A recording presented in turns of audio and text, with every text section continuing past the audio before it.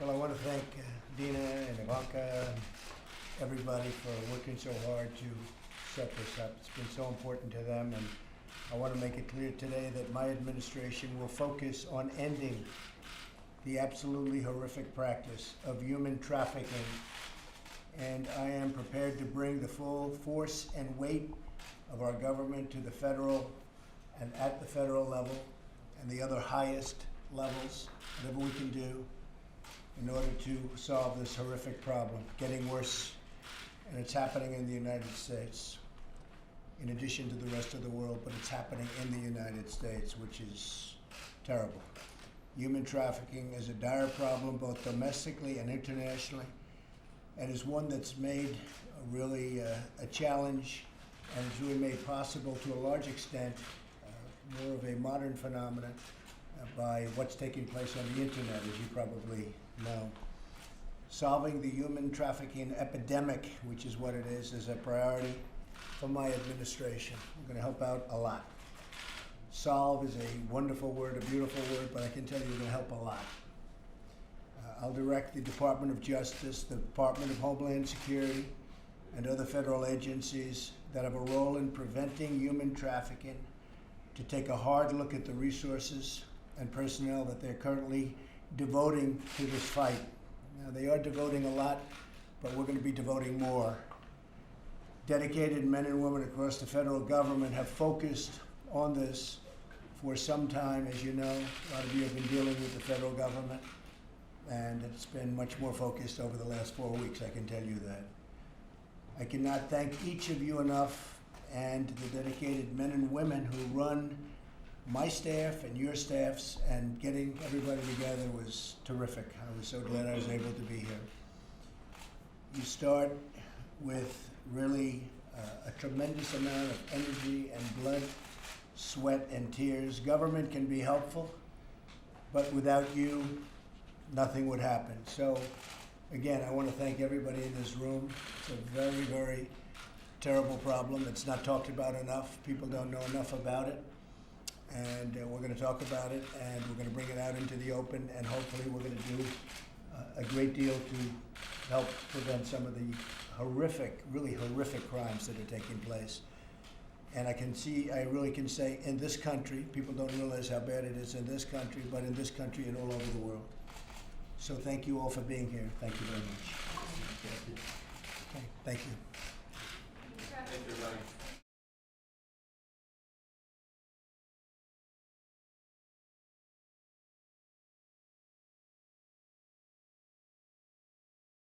Thank you, everybody. Thank you. Thank you.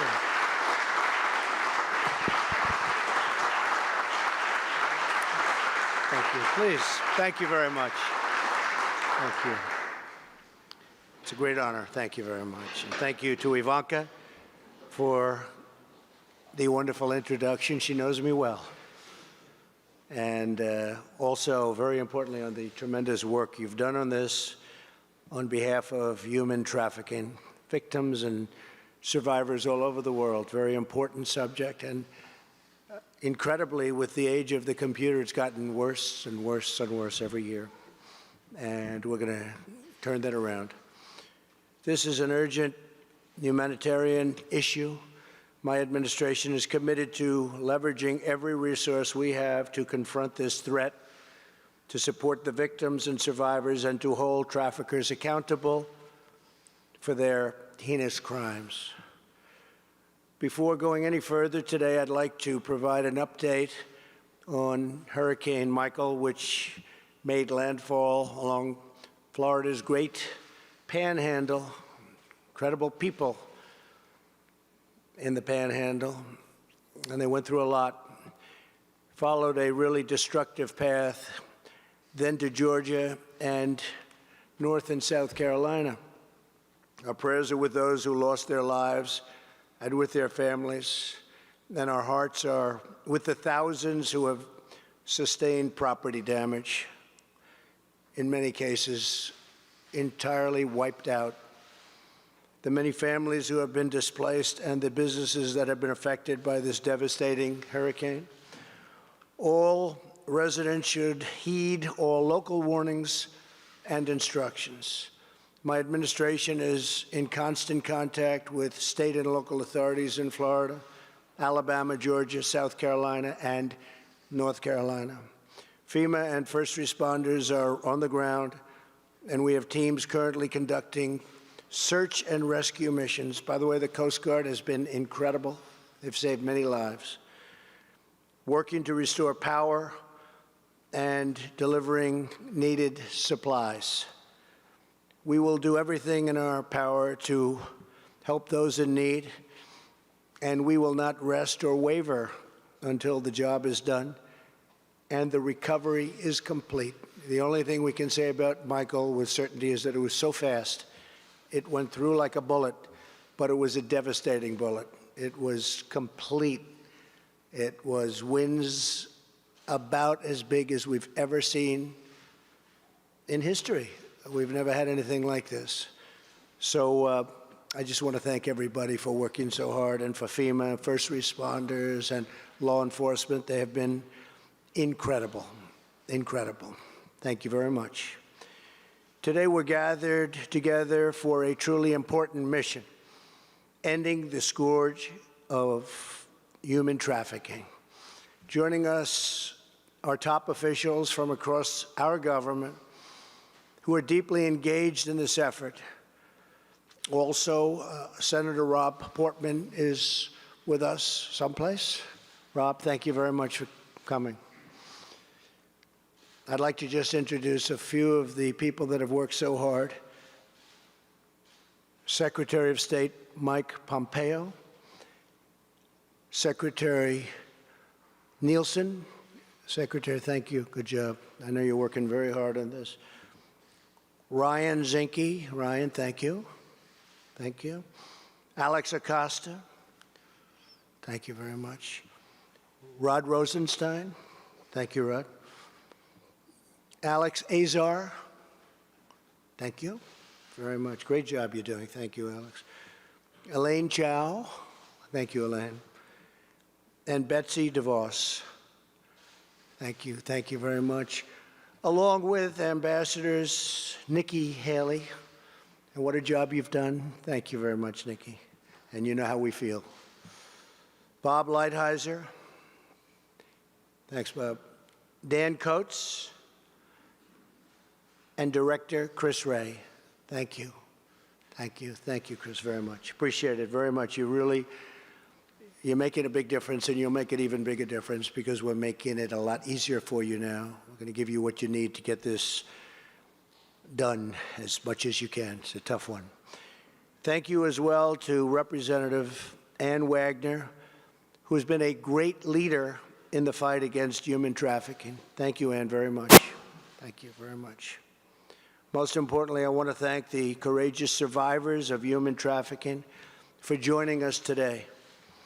From the beginning of my administration, I promised we would direct the full might and force of the United States government to combat the sinister crime of trafficking, and that is exactly what we are doing.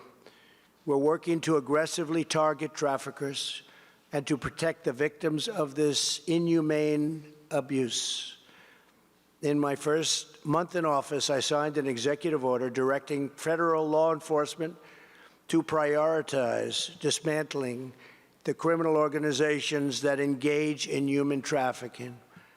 I later hosted survivors and experts here at the White House on numerous occasions for a conversation about how we can strengthen and improve our nation's anti-trafficking efforts. Since the time and since that moment, very first moment, we've really made tremendous strides. We're challenging foreign regimes that facilitate this horrible evil of sex trafficking and forced labor, and we're working to take down the criminal organizations that illegally traffic drugs and people across our border, exploiting them for their own gain. And we are pursuing criminal charges against those who perpetrate these monstrous acts and deeds. Last year, my administration prosecuted a record number of traffickers, The Department of Health and Human Services National Human Trafficking Hotline received over 8,500 reports of potential trafficking last year, and our brave heroes at ICE have made over 1,600 human trafficking arrests. They do a great job. I have signed several anti-trafficking bills into law, including a landmark law championed by Representative Wagner. And Representative, where are you, please? Fantastic job, Ann. Thank you very much. Really appreciate it. To help states and victims fight online sex trafficking. Under this law, victims can now bring civil suits against websites involved in sex trafficking. It's so important. So you can bring civil suits against these websites, and states can bring criminal charges. These provisions complement existing laws that the Department of Justice used to seize and shut down Backpage.com, the Internet's leading forum for traffickers, earlier this year. Good job. Really good job. We also included tough forced labor provisions in the new U.S.-Mexico-Canada agreement, USMCA as it's known. Great agreement. And we are taking the lead to combat this crime internationally, having invested millions in the Global Fund to End Modern Slavery. If you can believe that title, it's to end modern slavery. This is just a brief overview of our government-wide effort to smash these criminal networks and to help victims rebuild their lives. Every cabinet member here today and every member of this presidential task force is fully engaged in the fight. It's very important to every one of them. Our country will not rest until we have put these vile organizations out of business and rescued every last victim. And we will not stop until we have stamped out the menace of human trafficking once and for all. Again, I want to thank everybody for the incredible job you're doing, for your good work, so important. Thank you very much. Thank you. Thank you, everybody. Thank you. Thank you. Well, thank you very much, everyone. Appreciate it. And good afternoon. I'd like to provide an update to the American people regarding the crisis on our southern border, and crisis it is. Illegal immigration affects the lives of all Americans. Illegal immigration hurts American workers, burdens American taxpayers, and undermines public safety and places enormous strain on our local schools, hospitals, and communities in general, taking precious resources away from the poorest Americans who need them most. Illegal immigration costs our country billions and billions of dollars each year. America is a welcoming country, and under my leadership, it's a welcoming country. We lead the world in humanitarian protection and assistance by far. It's nobody even close. We have the largest and most expansive immigration programs anywhere on the planet. We've issued 40 million green cards since 1970, which means the permanent residency and a path to citizenship for many, many people. But we will not allow our generosity to be abused by those who would break our laws, defy our rules, violate our borders, break into our country illegally. We won't allow it. Mass, uncontrolled immigration is especially unfair to the many wonderful, law-abiding immigrants already living here who followed the rules and waited their turn. Some have been waiting for many years. Some have been waiting for a long time. They've done everything perfectly. And they're going to come in. At some point, they're going to come in.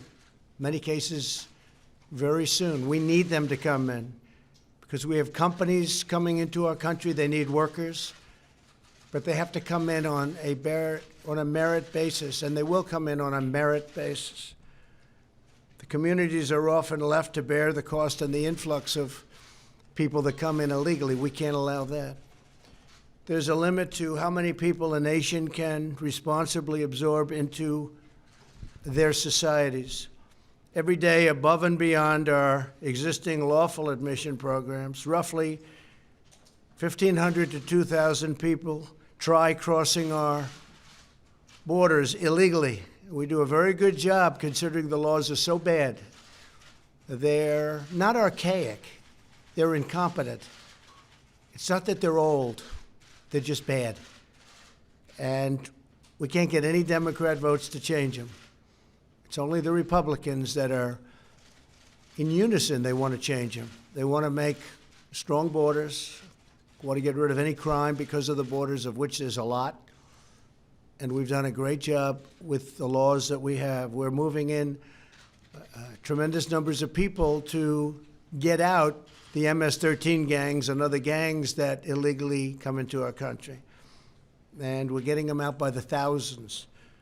But this is a perilous situation, and it threatens to become even more hazardous as our economy gets better and better. A lot of the cause of this problem is the fact that we right now have the hottest economy anywhere in the world. It's doing better than any economy in the world. Jobs, unemployment, you look at any number. Right now we have more workers than any time in the history of our country. We have more people working, which is a tremendous statement. More people working than at any time in the history of our country. And people want to come in, and in some cases they want to take advantage of that. And that's okay, and we want them to come in, but they have to come in through merit. They have to come in legally. At this very moment, large, well-organized caravans of migrants are marching toward our southern border. Some people call it an invasion. It's like an invasion. They have violently overrun the Mexican border. You saw that 2 days ago. These are tough people in many cases. A lot of young men, strong men, and a lot of men that maybe we don't want in our country. But again, we'll find that out through the legal process. But they've overrun the Mexican police, and they've overrun and hurt badly Mexican soldiers. So this isn't an innocent group of people. There's a large number of people that are tough. They've injured, they've attacked, and the Mexican police and military has actually suffered. And I appreciate what Mexico is trying to do. So let me begin by stating that these illegal caravans will not be allowed into the United States. And they should turn back now, because they're wasting their time. They should apply to come into our country. We want them to come into our country. Very much. We need people to help us with all of these companies that are coming in. We've never had anything like this. We have car companies coming in. We have Foxconn, so involved with the manufacturing of Apple products, coming in Wisconsin. We have a lot of companies coming in. But they have to apply, and they have to be wonderful people that are going to love our country and work hard. And we've already dispatched for the border the United States military, and they will do the job. They're setting up right now, and they're preparing. We hope nothing happens, but if it does, we are totally prepared. Greatest military anywhere in the world, and it's going to be and is now in great shape, no longer depleted like it was when I took over as the President of the United States. The government of Mexico has generously offered asylum, jobs, education, and medical care for people within the caravan, but many members of the caravan have refused these offers, which demonstrate that these migrants are not legitimate asylum seekers. They're not looking for protection, because if they were, they'd be able to get it from Mexico. Mexico has agreed to take them in and encourage them to stay. But they don't want to stay. They want to come into the United States. So this is no longer safety, and asylum is about safety. Asylum is not a program for those living in poverty. There are billions of people in the world living at the poverty level. The United States cannot possibly absorb them all. Asylum is a very special protection intended only for those fleeing government persecution based on race, religion, and other protected status. These caravans and illegal migrants are drawn to our country by Democrat-backed laws and left-wing judicial rulings. We're getting rulings that are so ridiculous, so bad, they're writing the laws. Can't do that. Collectively known as an example, catch and release. It's a disgrace that we have to put up with it. These policies lead to the release of illegal aliens into our communities after they've been apprehended. But we're not releasing anymore. Big change as of a couple of days ago. We're going to no longer release. We're going to catch. We're not going to release. They're going to stay with us until the deportation hearing or the asylum hearing takes place. So we're not releasing them into the community. We have millions of people that over the years have been released into the community. They never show up for the trials. They never come back. They're never seen again. And those people, they know who they are. And we know a lot of where they are, who they are, and those people will be deported, directly deported. The biggest loophole drawing illegal aliens to our borders is the use of fraudulent or meritless asylum claims to gain entry into our great country. An alien simply crosses the border illegally, finds a Border Patrol agent, and using well-coached language by lawyers and others that stand there and trying to get fees or whatever they can get, they're given a phrase to read. They never heard of the phrase before. They don't believe in the phrase. But they're given a little legal statement to read. And they read it. And now all of a sudden they're supposed to qualify. But that's not the reason they're here. This merely asserts the need for asylum and then often released into the United States, and they await a lengthy court process. The court process will take years sometimes for them to attend. Well, we're not releasing them into our country any longer. They'll wait for long periods of time. We're putting up massive cities of tents. The military is helping us incredibly well. I want to thank the Army Corps of Engineers. They've been so efficient, so good, so talented. We have thousands of tents. We have a lot of tents. We have a lot of everything. We're going to hold them right there. We're not letting them into our country, and then they never show up. Almost. It's like a level of 3%. They never show up for the trial. So by the time their trial comes, they're gone. Nobody knows where they are. But we know where a lot of them are, and they're going to be deported.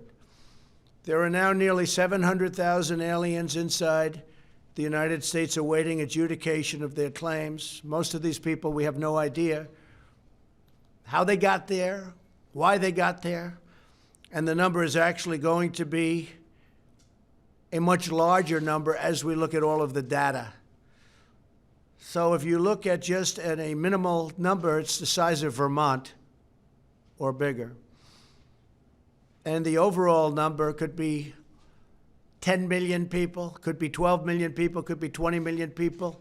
The record keeping from past administrations has not exactly been very good.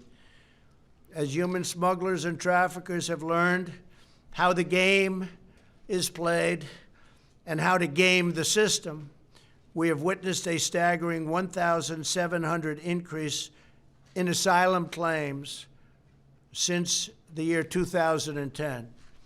They understand the law better than the lawyers understand the law.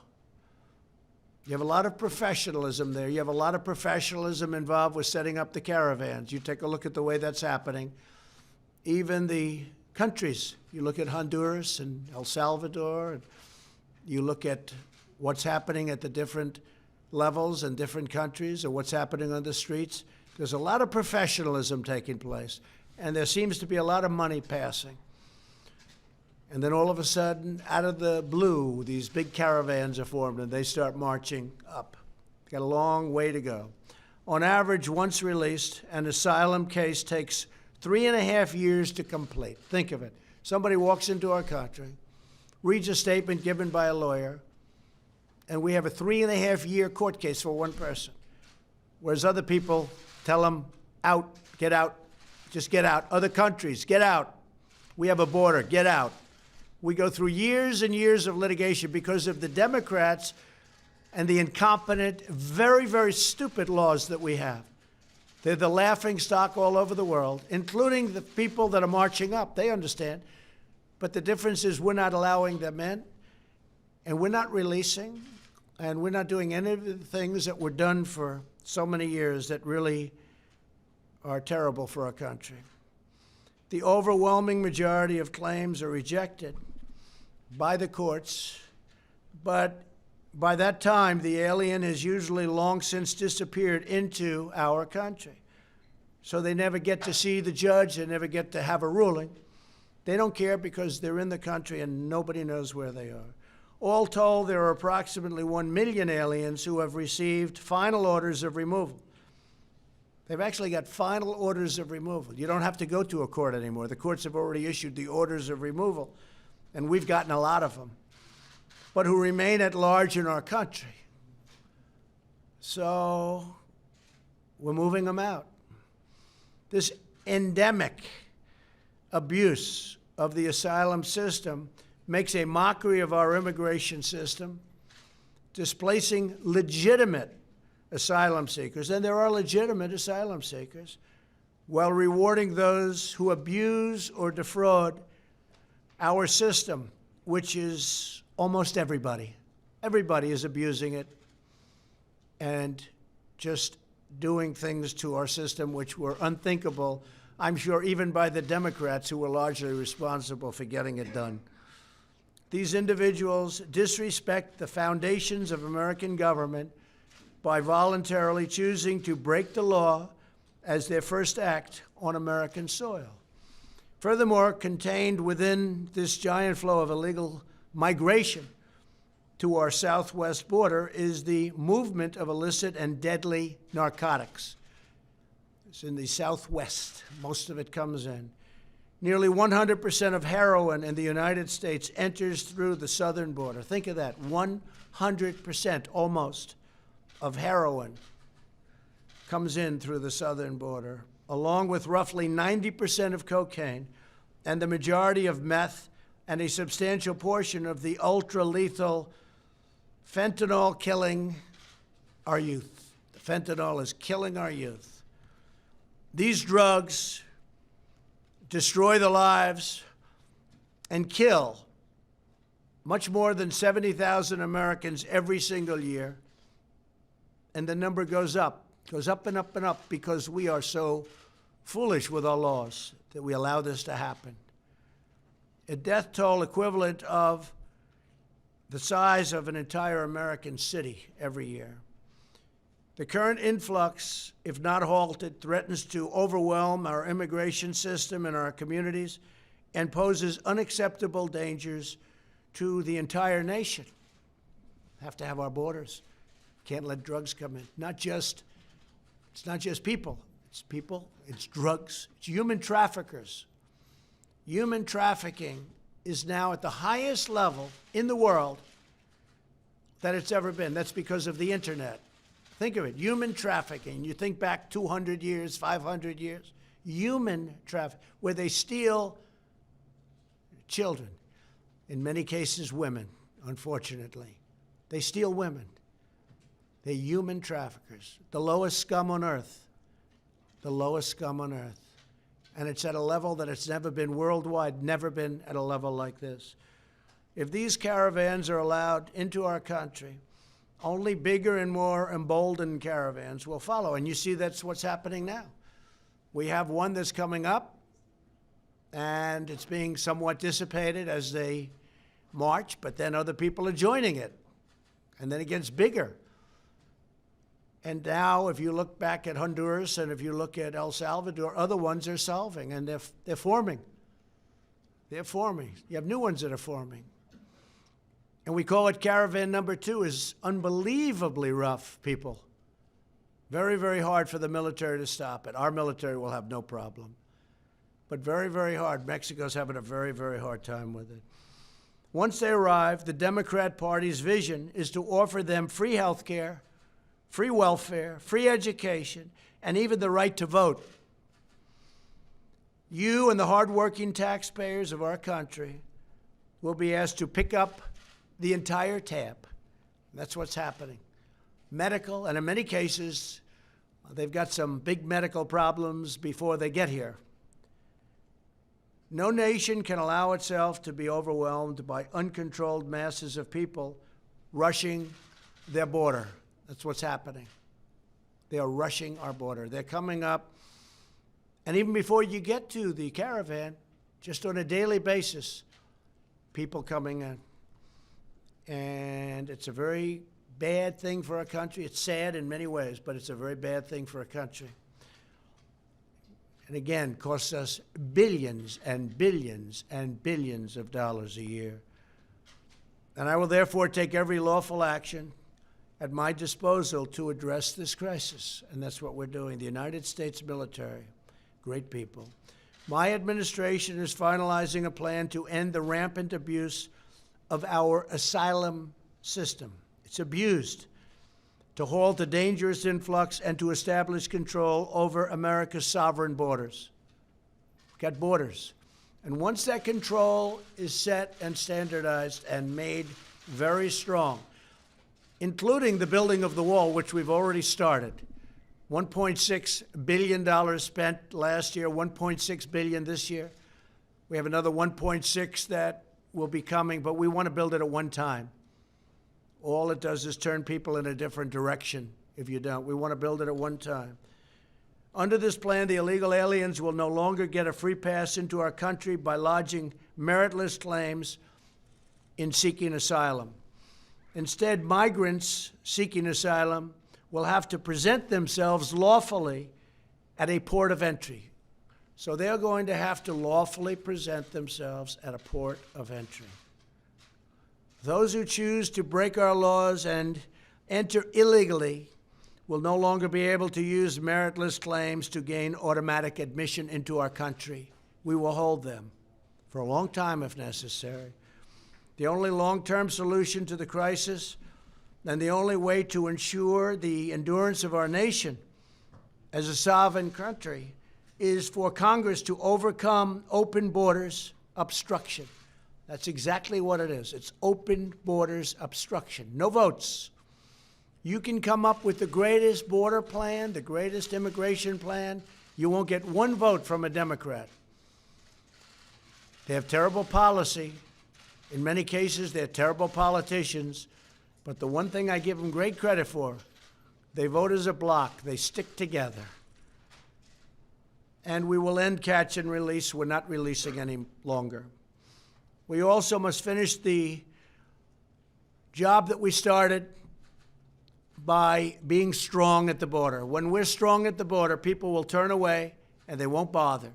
You will see in a year from now, or in certainly a period of time from now, despite our very good economy, which some of them come for that, I can't blame them for that. You have to do it legally. But you will see that the numbers of people trying to get in will be greatly reduced. But that can only happen if we're strong at the border. And the southern border is a big problem. And it's a tremendous problem for drugs pouring in and destroying our youth and really destroying the fabric of our country. There's never been a drug problem like we have today.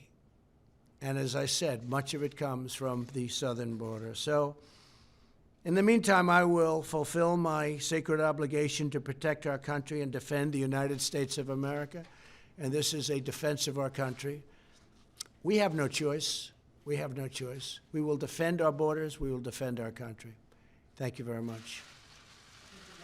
What happens to the children then? If you're ending catch and release, what happens to those children? Do they stay released? We're working on a system where they stay together, but I will say that by doing that, tremendous numbers, and under the Obama plan, you could separate children. They never did anything about that. Nobody talks about that. But under President Obama, they separated children from the parents. We actually put it so that that didn't happen. But what happens when you do that is you get tremendous numbers of people coming. It's almost like an incentive to, when they hear they're not going to be separated, they come many, many times over. But President Obama separated the children from the parents, and nobody complained. When we continued the exact same law, this country went crazy. So we are going to continue and try to continue what we're doing, but it is a tremendous incentive for people to try. But it's going to be very, very hard for people to come into our country. So we think we'll be able to do that. How do you plan to? Them firing upon any of these people? Could you see? I hope not. I hope not. It's the military. I hope there won't be that. But I will tell you this, anybody throwing stones, rocks, like they did to Mexico and the Mexican military, Mexican police, where they badly hurt police and soldiers of Mexico, we will consider that a firearm. Because there's not much difference. When you get hit in the face with a rock, which, as you know, it was very violent a few days ago, very, very violent. That break-in, it was a break-in of a country. They broke into Mexico. And you look at what's happening in Guatemala, just to mention Guatemala, along with El Salvador and Honduras. It's disgraceful that those countries aren't able to stop this, because they should be able to stop it before it starts. And the United States pays them a fortune. And we're looking at not doing that anymore, because why should we be doing that when they do nothing for us? Yeah. Jeff, go ahead. Mr. President, how is this plan going to be legal, considering current law? Oh, this is totally legal. No, this is legal. We're stopping people at the border. This is an invasion, and nobody's even questioning that. But in terms of your plans to change asylum, are you going to leave this via executive No, you order? don't have to release. You can hold. The problem is, to hold people, you need massive facilities. It's the most ridiculous thing I've ever heard. Another country says, sorry, you can't come in. With us, we take their name, take their phone number, take their everything, and say, good luck. Only because we don't have the facilities to hold people. But we're building the facilities now. We're building massive numbers of tents, and we will hold them in tents. And you don't have to release them. They released them only because they didn't have the facilities to hold them. Is there like an executive order that you're going to be releasing today? We will be doing an executive order sometime next week, yes. Executive order saying with ending catch and release and asylum? It's going to end. It's going to be talking about everything. It'll be quite comprehensive. Many of the things we've talked about today. Mr. Yes. President, so you're, so just to clarify, you are speaking of in the tents, these family units that would. Well, we have other facilities also. But what's happened is we are holding so many facilities, so many people, that our facilities are being overrun. They're being overrun. And we are putting up temporary facilities. Eventually, people won't be coming here anymore when they realize they can't get through. So they will hold the children in those tents with We their will be parents? holding the family and the children together. Remember this, President Obama separated children from families. And all I did was take the same law, and then I softened the law. But by softening the law, many people come up that would not have come up if there was separation. What do you say But to the you're critics saying that you who, want- Mr. President, what do you say to the critics who think this is a political thing before the midterm? There's nothing political about a caravan of thousands of people, and now others forming, pouring up into our country. We have no idea who they are. All we know is they're pretty tough people when they can blast through the Mexican military and Mexican police. They're pretty tough people. Even Mexico said, wow, these are tough people. I don't want them in our country. And women don't want them in our country. Women want security. Men don't want them in our country, but the women do not want them. Women want security. You look at what the women are looking for. They want to have security. They don't want to have these people in our country. And they're not going to be in our country. It's a very big thing, yes. Mr. President, when you talk about finalizing a plan to end asylum, is this a plan that will be included in that executive No, order? people are going to have a chance to go for asylum. But if you look at the records, not very many people are allowed to stay once they go to court. But what happens is they were using asylum. First of all, they were told what to say by lawyers and others. Read this statement. You read the statement, and now you're seeking asylum. The whole thing is ridiculous. And we won't put up with it any longer. U.S. law and international law says that people who have valid claims have a right to seek asylum. That's So right. what would be Well, they're going to go to court. They're going to go to court, as crazy as it sounds. They're going to go, excuse me, ready? They're going to go to court, and a judge is going to determine. But usually when they go to court, they're deported. It just seems that most of the people are deported once they go. The problem is they never end up going to court, because when they come in, they're told to come back in a year for a court case, and they disappear into the United States, never to be seen again. But the current laws But we're going to say be, about holding and they're the given information. deportation notices. We will be deporting those people. But saying rock throwing like happened in Mexico would be considered. We will consider that the maximum that we can consider that, because they're throwing rocks viciously and violently. You saw that 3 days ago, really hurting the military. We're not going to put up with that. They want to throw rocks at our military fights back. We're going to consider it, and I told them, consider it a rifle. When they throw rocks like they did at the Mexico military and police, I say, consider it a rifle. Jeff? Yes, separate topic, sir. Did you offer Heather Nauer the job as a running No, she's under very serious consideration. She's excellent. She's been with us a long time. She's been a supporter for a long time, and she's really excellent. So she's under very serious. We'll probably make a decision next week. We have a lot of people that want the job, and there are a lot of really great people, but we'll be talking about that next week sometime. Did you see Oprah Winfrey's comments today? I didn't. What did she say? She was campaigning in Georgia at the same time that Vice President Pence was. At the same time as Excuse me, at the same time Vice President Pence was encouraging people to vote and Well, that's okay. I mean, look, I was on Oprah's last week of her show. Oprah liked me very much. I've always liked Oprah. You know, Oprah's good, but the woman that she's supporting is not qualified to be the governor of Georgia by any stretch of the imagination. And I'll be in Georgia the next few days, and we have a tremendous, around Macon, we have a tremendous crowd already. Nobody has a crowd like we have because people want to see a great governor of Georgia. And I think Brian's going to be a great governor of Georgia. I think he'll be a fantastic governor. He's totally qualified. She is not qualified to be the governor of Georgia. She's not qualified. And Georgia's a great state. It's a great, great state. Take a look at her past, take a look at her history, take a look at what she wants to do and what she has in mind for the state. That state will be in big, big trouble very quickly. And the people of Georgia don't want that. Question? We just received an update on an election integrity. Can you say for a fact that our elections are Yeah. I just met with the FBI, with Chris, and the Justice Department, and with Secretary Nielsen, and they've spent a lot of time and effort and some money on making sure that everything with respect to the election coming up in 5 days is going to be perfect and safe. There will be hopefully no meddling, no tampering, no nothing. And we spent a lot. Now, President Obama had the chance to do that in September before 16, but he chose not to do that because he thought Hillary Clinton was going to win. And while everybody agrees it didn't affect the vote at all, nevertheless, he could have done things that probably would have made it a little more obvious, a little clearer. But he was told by the FBI in September before the election in 16 about potential meddling or potential Russian meddling, and he did nothing about it. He didn't do that because he thought that Hillary Clinton would win. All right, one more. Are you optimistic that you can still get continuing resolutions through December 7th for Homeland Security Monday? Even if the Democrats take the House? I think we're going to do very well in the election. I must tell you, if you look at the races, if you look at the Senate, which is very important, obviously. I'm leaving today. I'll be in Missouri, and I'll be touching down at a number of places over the next 5 days. But I think we're doing very well in the Senate, and I think we're doing very well in the House. The only problem is with the House, there's so many people. I'd like to stop for every one of them, but there's so many people.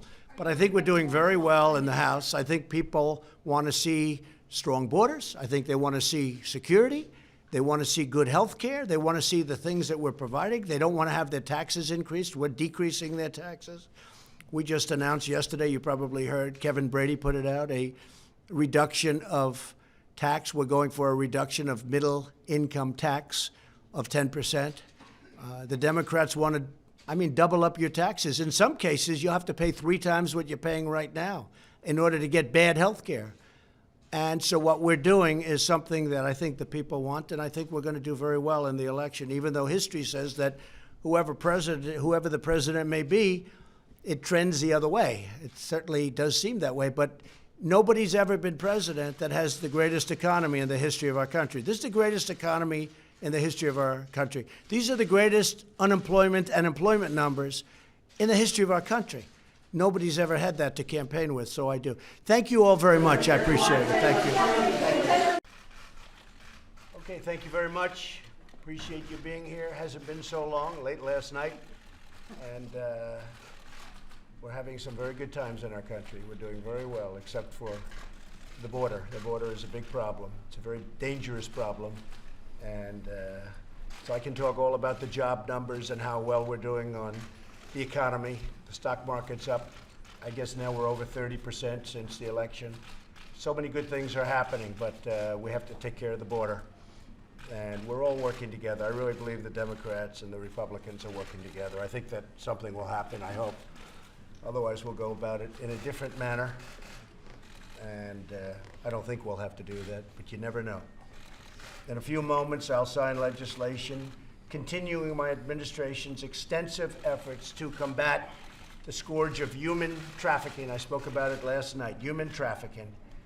It really hits a nerve. We're talking about, in many cases, women and children grabbed, thrown into the backseat of a car or thrown into a van with no windows, with no any form of air, tape put across their mouths, and they're brought across the border. And they don't go through checkpoints. They go through the emptiest spot they can. Mr. Franklin here. Mr. Franklin, thank you. Would you like to say grace? I sure would. Thank you. That'd be great.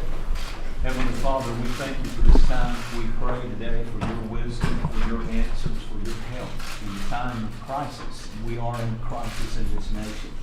I pray today for our president. Thank you for his stand. Thank you for his courage. We pray for his wisdom today to be increased as we hear from around the nation. We pray today for your guidance. Bless the patrols that are on the border, those that are putting their life on the line. We pray for the victims' families of people who have suffered and lost loved ones because of the crisis that we're dealing with in this room today. Give us grace and give us help in the time of need. In Jesus' name we pray. Amen. Thank you, Pastor, very much. I appreciate it. It's beautiful. So we're here today to address the humanitarian and security crisis on our southern border. I just got back.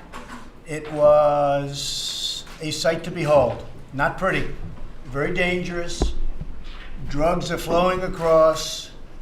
Human traffickers, you think of that as an ancient crime. It's not an ancient crime. It's more prevalent today in this world, far beyond the United States. It's a world crime given to us very much by the internet and bad people. The internet has made things in many ways better, in many ways much worse, but human trafficking, grabbing women in particular, and children, but women, taping them up, wrapping tape around their mouths so they can't shout or scream, tying up their hands behind their back and even their legs and putting them in the backseat of a car or a van, 3, 4, 5, 6, 7 at a time. They don't go through checkpoints. They go through areas that don't have a wall or don't have a steel barrier. They go up to the checkpoint, and before they get to it, they make a right or a left, depending on where they are. And they go out into the desert or out into the land, and they find the first area that doesn't have anything blocking its way. And they have mini highways all over the place. You can see it all over the place, and it's not good. And the only way you're going to stop it, the only way to stop it, without question, is with a very powerful wall or steel barrier. This is part of what we've just finished. This is a section that we're doing. This is what we've designed since I've been in. Some of the wall that they put up over the years, which, by the way, should have been put up, whether it looked good or not, should have been put up a long time ago.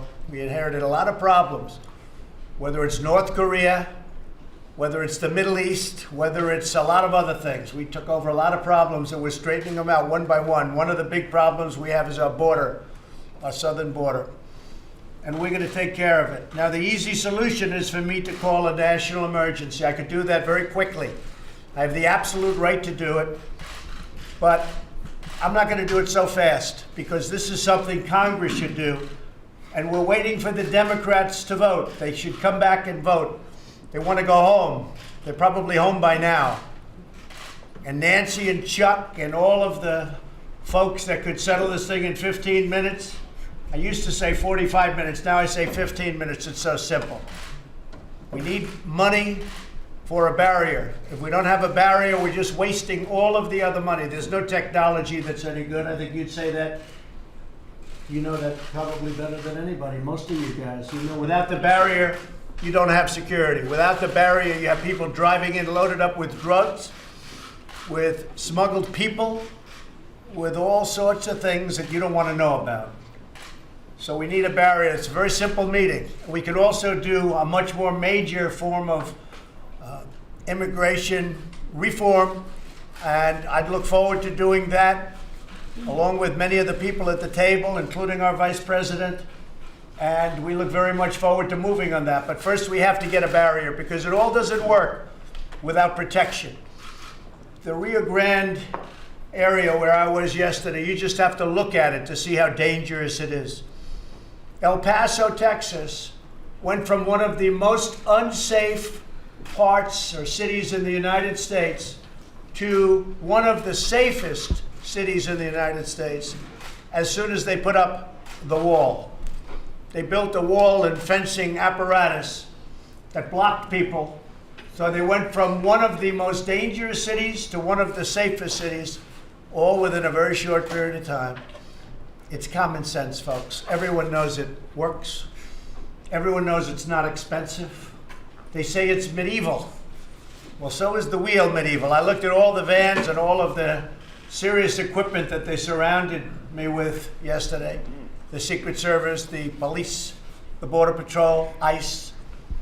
Every one of those had the wheel. Well, they say wheels are medieval too, but some things don't change. Wheels and walls. And they haven't found an alternative to either of those two, right? They haven't found an alternative. So we want Congress to do its job. We want the Democrats to come back and vote, wherever they may be. I haven't left the White House except to go to Iraq for a very short period of time, where I had a great experience, frankly. I met some great people, some great generals. We have great ideas having to do with Syria. It's working out very well, knocking the hell out of ISIS, and we're bringing our folks back home, and we're going to always have a presence. And it's working out very well. A lot of things are working out well. North Korea is working out very well. A lot of things are working out well, but the southern border is something that should be easy. So what we're not looking to do right now is national emergency. What we want to do, we have the absolute right to do it. In many ways, it's the easy way out. But this is up to Congress, and it should be up to Congress, and they should do it. And if they can't do it, if they yell that we can't do it, there's no way we can vote for security. There's no way we can vote for safety. All Nancy and Chuck have to do is tell me. And you know what? We'll start thinking about another alternative. But this is one of the easy votes they'll ever have. It's very simple. And then we go on to major reform on immigration. And I look forward to that, because after 50 years of talking about it, they should have done it. And frankly, previous presidents should have done the wall. It should have been done, not just sections, small sections. The problem with doing a section of wall is they come around it. So the wall works for the area that it is, but when you have the big openings, they just come around it. And we can't allow that to happen. So we have great plans. I met yesterday with the Army Corps of Engineers. You know, we're building the wall right now as we speak. Somebody said, oh, but we had $1.6 billion and they haven't spent it. The reason we haven't spent it is because the contractors are building it. And unlike governments, and this government in particular, I like paying after it's built instead of before it's built. Okay, I learned that a long time ago in building buildings. You let your contractor do the work, and then you see if they did a good job, and if they didn't do a good job, don't pay them. And if they do a good job, pay them fast. So a lot of fables were told, a lot of lies were told. So we're building wall as we speak. We've done a lot of renovation. Some of the renovation, we had no choice. We had to rip it down and build new wall.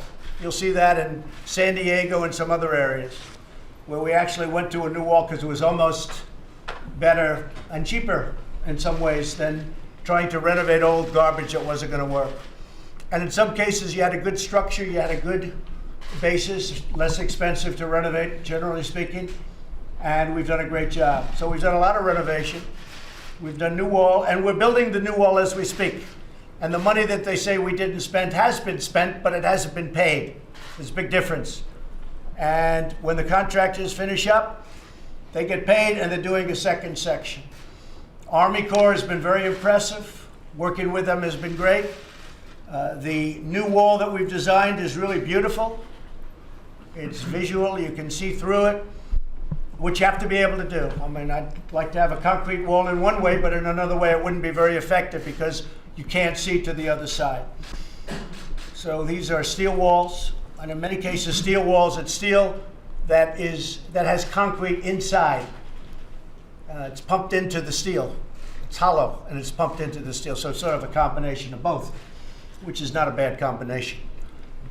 So I just want to thank the people at this table, some very special people, some great friends of mine. And what I thought I'd do is just go down to my left, and maybe I'll have 3 or 4 of you say a few words to the press, and then we could all start talking about what we'll be talking about, okay? And Bunny, you've been a friend of mine for a long time, right from the beginning, and I appreciate it. And maybe I'll start with you, and we'll go over to AJ. Thank you. Thank you, Mr. President. I'm the Sheriff of Chester County, Pennsylvania. Thank you for inviting us here today. Chester County is located, as you know, just southwest of Philadelphia, an area you're familiar with. We're known as a healthy, wealthy, and wise county and the home of QVC. That's right. I like to tell you that because I want to let you know what a wonderful county it is of 500,000 people. And I want to share with you a very short story of a young boy named Ben who took a trip one night from Chester County into the city of Philadelphia, where he acquired heroin laced with fentanyl. Mm-hmm. He brought that back to Chester County, and within an hour he was dead. I spoke to his father yesterday and told him I would be seeing you today. And I asked his father if there was anything he wanted me to share. He gave me a wonderful story. I've given it to Kellyanne. Kellyanne, you have the story, the family story. But I just want to read you the last line of the letter he sent to you, Mr. President, relating to his son, Ben. His body was exposed to a heroin substance, new on the scene, laced with fentanyl 100 times the strength of morphine, which stopped his heart and breath, robbing us of our only beautiful boy. Drugs that came over our unprotected southern border, and by the way, the DEA did trace this directly to a cartel over the Mexican border. Drugs that came over our unprotected southern border, wreaking havoc on the lives of hundreds of thousands of lives and millions of loved ones. We need to do something about this. Please, Mr. President, build the wall. Thank you. Let's please say hello. Okay. Thank you very much. Appreciate it. AJ, Sheriff. Mr. President, from the men and women of law enforcement at the federal, state, and local level, we thank you for standing tall for us. Let me address the word manufacturer that we keep hearing. Very demeaning to law enforcement because there's not one agent, any agency in this country that is not affected by manufacturing. Manufacturing, I mean by the metric ton of methamphetamine, heroin, cocaine, and marijuana that each agency in our nation has to fight every single day. And it is extremely distressing to law enforcement to have to listen to the rhetoric about manufactured crisis when we, for 10 years, over a decade, have been fighting this religiously every day that affects every law enforcement agency in the United States on a constant basis. So again, sir, thank you for your position on this and standing tall for us. Thank you, Sheriff. I appreciate it. On Wednesday, you probably heard a very young person with a great life ahead was stabbed, viciously, violently killed by an MS-13 gang member who entered our country recently through the southern border. He had a friend with him. They both came in together. Here, just for a short while, killed somebody. That wouldn't be the first. We have them locked up in pretty tough conditions. It's a disgrace. Came through the southern border. Please, say a few words. Mr. President Trump, I'm Pastor Pasquale from the International Church Las Vegas. Thank you for having me today. Thank you for everything you're doing for America. Thank you. I would like to share something about human trafficking, the crisis we're having. As you know, we're connected to California, Las Vegas, Nevada is next door. Many of the girls that are being brought across the border through San Diego area are end up in Las Vegas. And what happens there is that, you know, they're illegal immigrants, families are coming in, and we're having the parents are coming to the churches and asking us if we could help them find their daughters because their daughters have been kidnapped into, you know, human trafficking. And they said, I had asked them, did you call the police department? Yes, we did. So I connect with the police department. Police are connecting us back. We're working together, and we're able to get these young ladies back. But the problem is that we're having it happen more and more and more and more than ever before. And what happens with the parents, they're afraid to call law enforcement to come and help. So they come to the churches first. They feel they're going to get deported. So we're there as a safe place for them to come, but then we connect them with the police department and do educate the Hispanic communities that the police is not going to arrest them for something that's happening on human trafficking. So, sir, we need your help. And So you are seeing human trafficking, especially with respect to young women, Yes. more now than ever before? yes, young women, yes. Pretty sad. Pretty sad. Thank you very much, Pastor. Appreciate it. Please. Mr. President, thank you for letting me be here. John Jones, Chief of the Intelligence Counterterrorism Division with the Texas Department of Public Safety. Great reputation, John. We've been there I've been in that position for 10 years. And as you well know, with Texas, we've been dealing with this crisis for a very long time. Some of the things we see and a lot of discussion you hear is about unaccompanied children, but the thing that bothers me is some of the children in Texas. In the last 7 years, we have over 4,000 people incarcerated that are illegal aliens in Texas jails for sexual assault. The sad thing is 62% of them are sexual assault against children. And those are Texas children. Those are American children. Those are our children. And for anybody to put a price on any child's life, that's our most precious and cherished national treasure. And we should do everything and anything as public safety servants, as parents, and as leadership to protect those children. And closing up that border to the bad people would be a great thing, John. Yes, sir. Great thing. Please, thank you. Mr. President, howdy. I'm T. Mike Lokar. I'm the sheriff of Victoria County. We're just north of Corpus Christi. Right. We're part of that Harvey territory, which got damaged that you came. And we appreciate you and the Vice President coming to see us and visiting with us and supporting our progress. You've heard the rest of the story, as Paul Harvey used to say. Basically, we're the rest of the story. In 2003, there was unfortunately a national incident in our county with regards to loss of life. 19 people lost their lives in a tractor trailer incident. I was one of the first responders.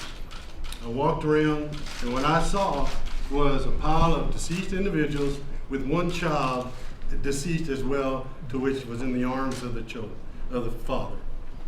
I vowed from that point on to go forward and make a difference, not only for our brethren sheriffs on the border, but also ourselves inland.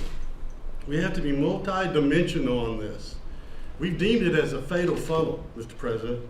It's a Rio Grande Valley to Laredo. Anything to and from, it's Houston and beyond. And so even in my jurisdiction, we have apprehended a child trafficking case in that area. We have taken on cases with slavery of the human being, but it's still all about law and order, Mr. President. And what we're saying is you have to shore up, you have to pursue the initiative that you have led.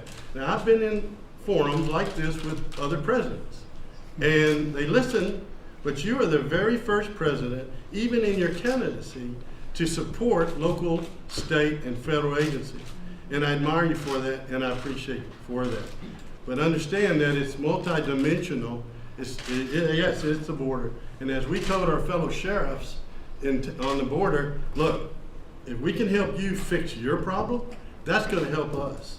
And every day, my deputies, along with Sheriff Louderback, because we're adjacent to each other, are in pursuit dealing with one thing or another with transnational criminal activities. But I want to comment one more thing, and I'll move on. I appreciate you taking ONDCP, putting it back on that cabinet level. I serve on the Houston HIDA, which takes, Houston and all the way to South Texas.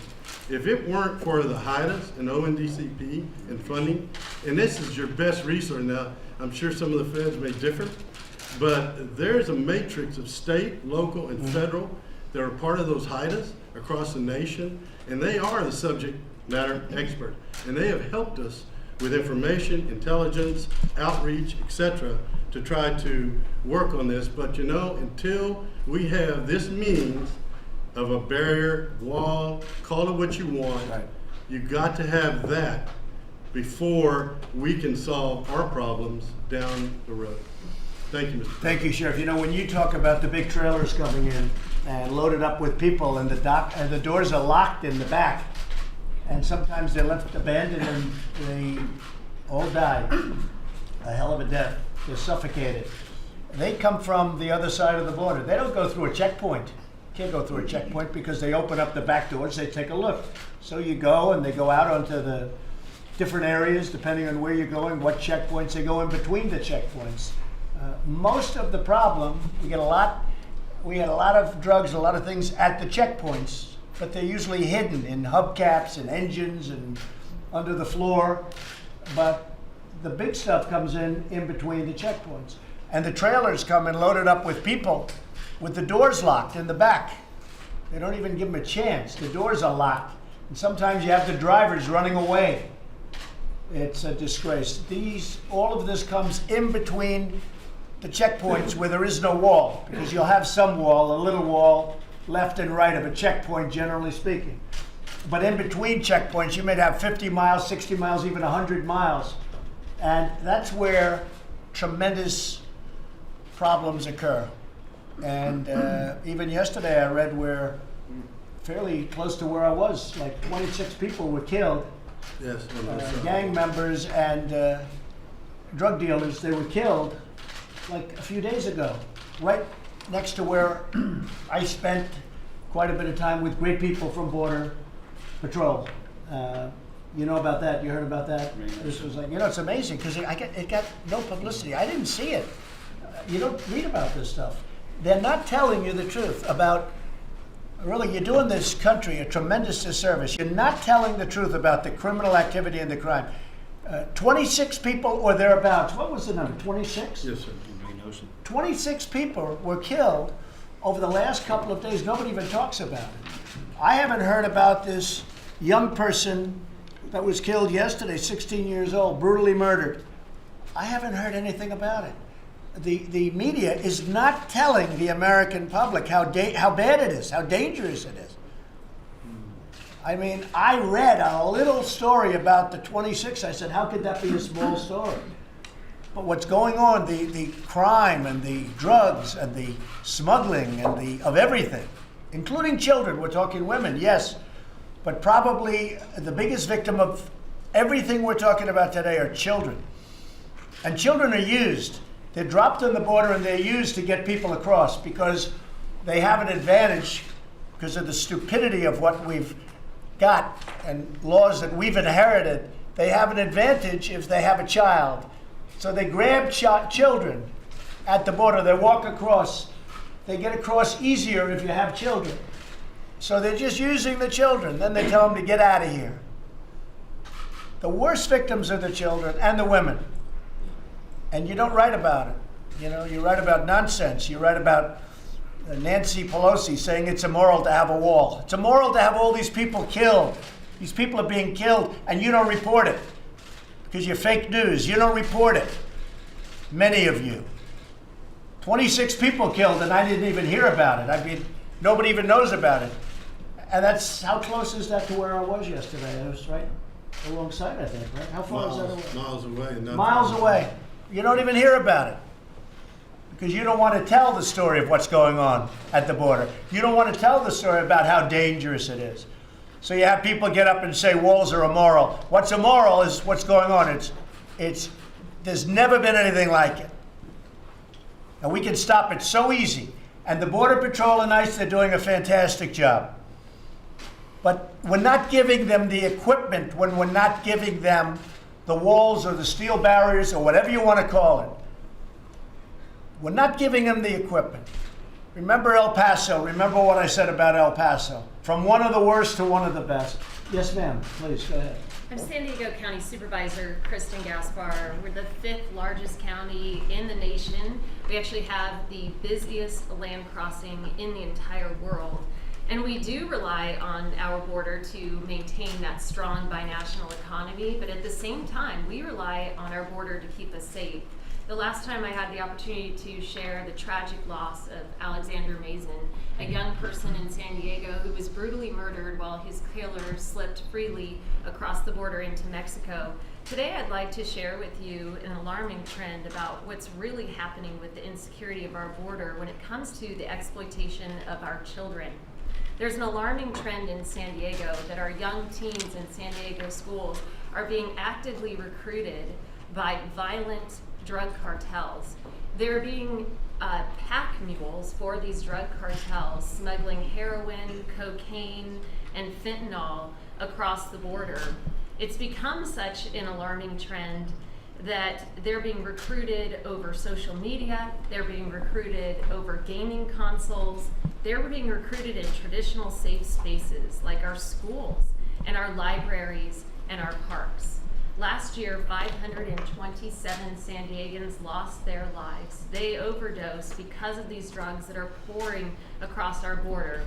In addition, San Diego is America's finest city, but America's finest city is now home to the 2nd largest human trafficking industry in the country.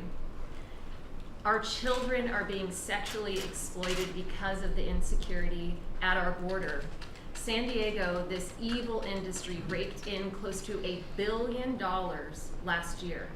There are 12,000 human trafficking victims and survivors in San Diego County alone. The average age, 16 years old. 16 years old. 1/3 of this trafficked population are the very immigrants who have come to the United States to make for a better life. Now, 2,200 miles from Washington, D.C., representatives like me are held accountable by these families and these victims each and every day while a standoff continues here. And so I challenge our congressional members to meet with these families, to meet with these victims, to look them in the eye and tell them that this is not a crisis. Thank you for the opportunity. Thank you very much. Thank you very much. And this is where I ask the Democrats to come back to Washington and to vote for money for the wall, the barrier, whatever you want to call it, it's okay with me. They can name it whatever they can name it, peaches. I don't care what they name it, but we need money for that barrier. I will say this, the Republicans have been rock solid. They want this to happen. They've wanted it to happen a long time ago, and frankly, for many years, I'm not just talking about now, I'm talking about for years. I gave yesterday an example with Israel. For many years, everybody campaigning for president said they were going to move the embassy to Jerusalem, the American embassy to Jerusalem. This went on, Pastor, as you know, for many, many years, many presidents, dating back all the way to who was the first. And they never did it. And I said the same thing, same words, same campaign, but I did it. I got it done, and people are very happy. Jewish population and evangelicals, unbelievably happy. I did it. I understand why they didn't do it, because it was very tough to do. It met with a lot of nasty talk before I did it, and then I did it, and it was done. And now we've just opened up the embassy, as you know, long ahead of budget and schedule, and way under budget. Like, how about $1 billion under budget? Opened it up for almost nothing, an existing building that we renovated. But the fact is, for years and years, I heard about the embassy going to Jerusalem. And the people would campaign, they're in for 4 years, they're in for 8 years, they'd never get it done. I got it done. This is a very similar thing. I've been hearing about putting a really good wall, and in my case, I like to say a beautiful wall because I think it makes a difference. I've seen some of the wall they put up, it's so unattractive that I can understand why other people don't want it. But this is a great looking structure, and it's going to look great. It's going to do the trick beyond belief. It's far better than anybody had projected. We have it at a much lower cost, and it's better, stronger. It's better. And you have the vision through. You're able to see through. But we're going to get it done. And I compare that to the embassy because they talked about it for 45, 50 years longer. And we got it done. We're going to get this done too. Now, Republicans are rock solid. I have to hand it to them. Mitch McConnell, every one of them. Kevin, they have been so strong on this. I'm very impressed. The Democrats are just following politics. And I'm not saying that for any reason. Otherwise, I guess they're looking at 2020. They think, gee, if we can hurt Trump, we'll have a better chance at winning an election. This isn't about winning an election. This is very simply, very, very simply about doing what's right for the country. And we have to do what's right for the country. This is common sense. This is not sending rockets to the moon. This is common sense. We have to have this. The country has to have it. They've been talking about it for 35 years. And they do little pieces, a little piece here, a little piece there, put a piece where we need it. The people just go around it. We have to have it. It's got to get done. It's going to get done now. Congress has to do its duty. And the Democrats have to help us. They have to come back to Washington, and they have to vote for border security. They have to vote for safety. It's national security, too. They have to come back and they have to vote. It'll take us 15 minutes. And then we're going to get on to much bigger immigration reform, because we should do that. We should do that.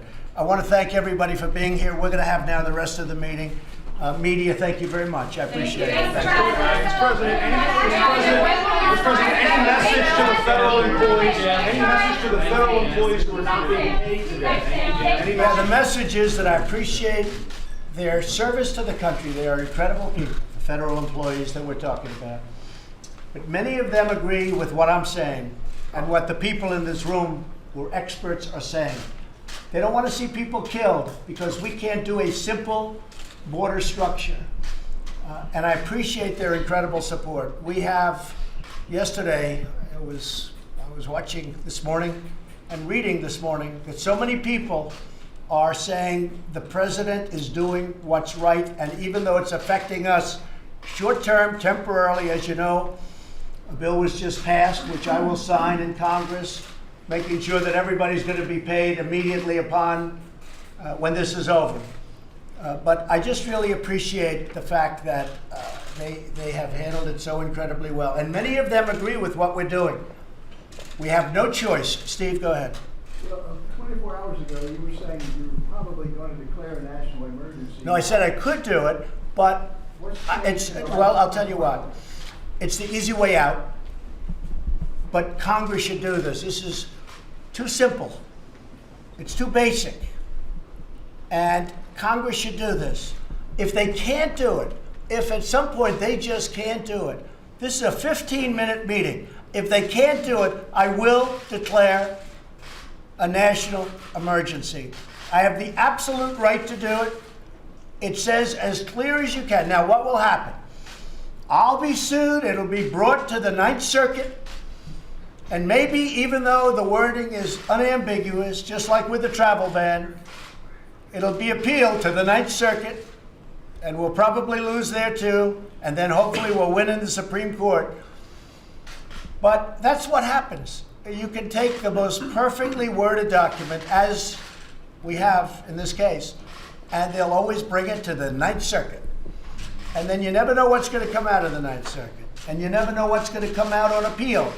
But fortunately, we have a Supreme Court that's treated us very fairly.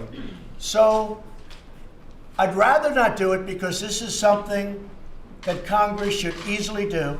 This is something that the Democrats should do. And I don't want to give an easy way out of something as simple as this. Not only simple, It's easy, and it's going to secure our, we have a country that is under siege. You could actually, a lot of people don't like the word invasion. We have a country that's being invaded by criminals and by drugs, and we're going to stop it.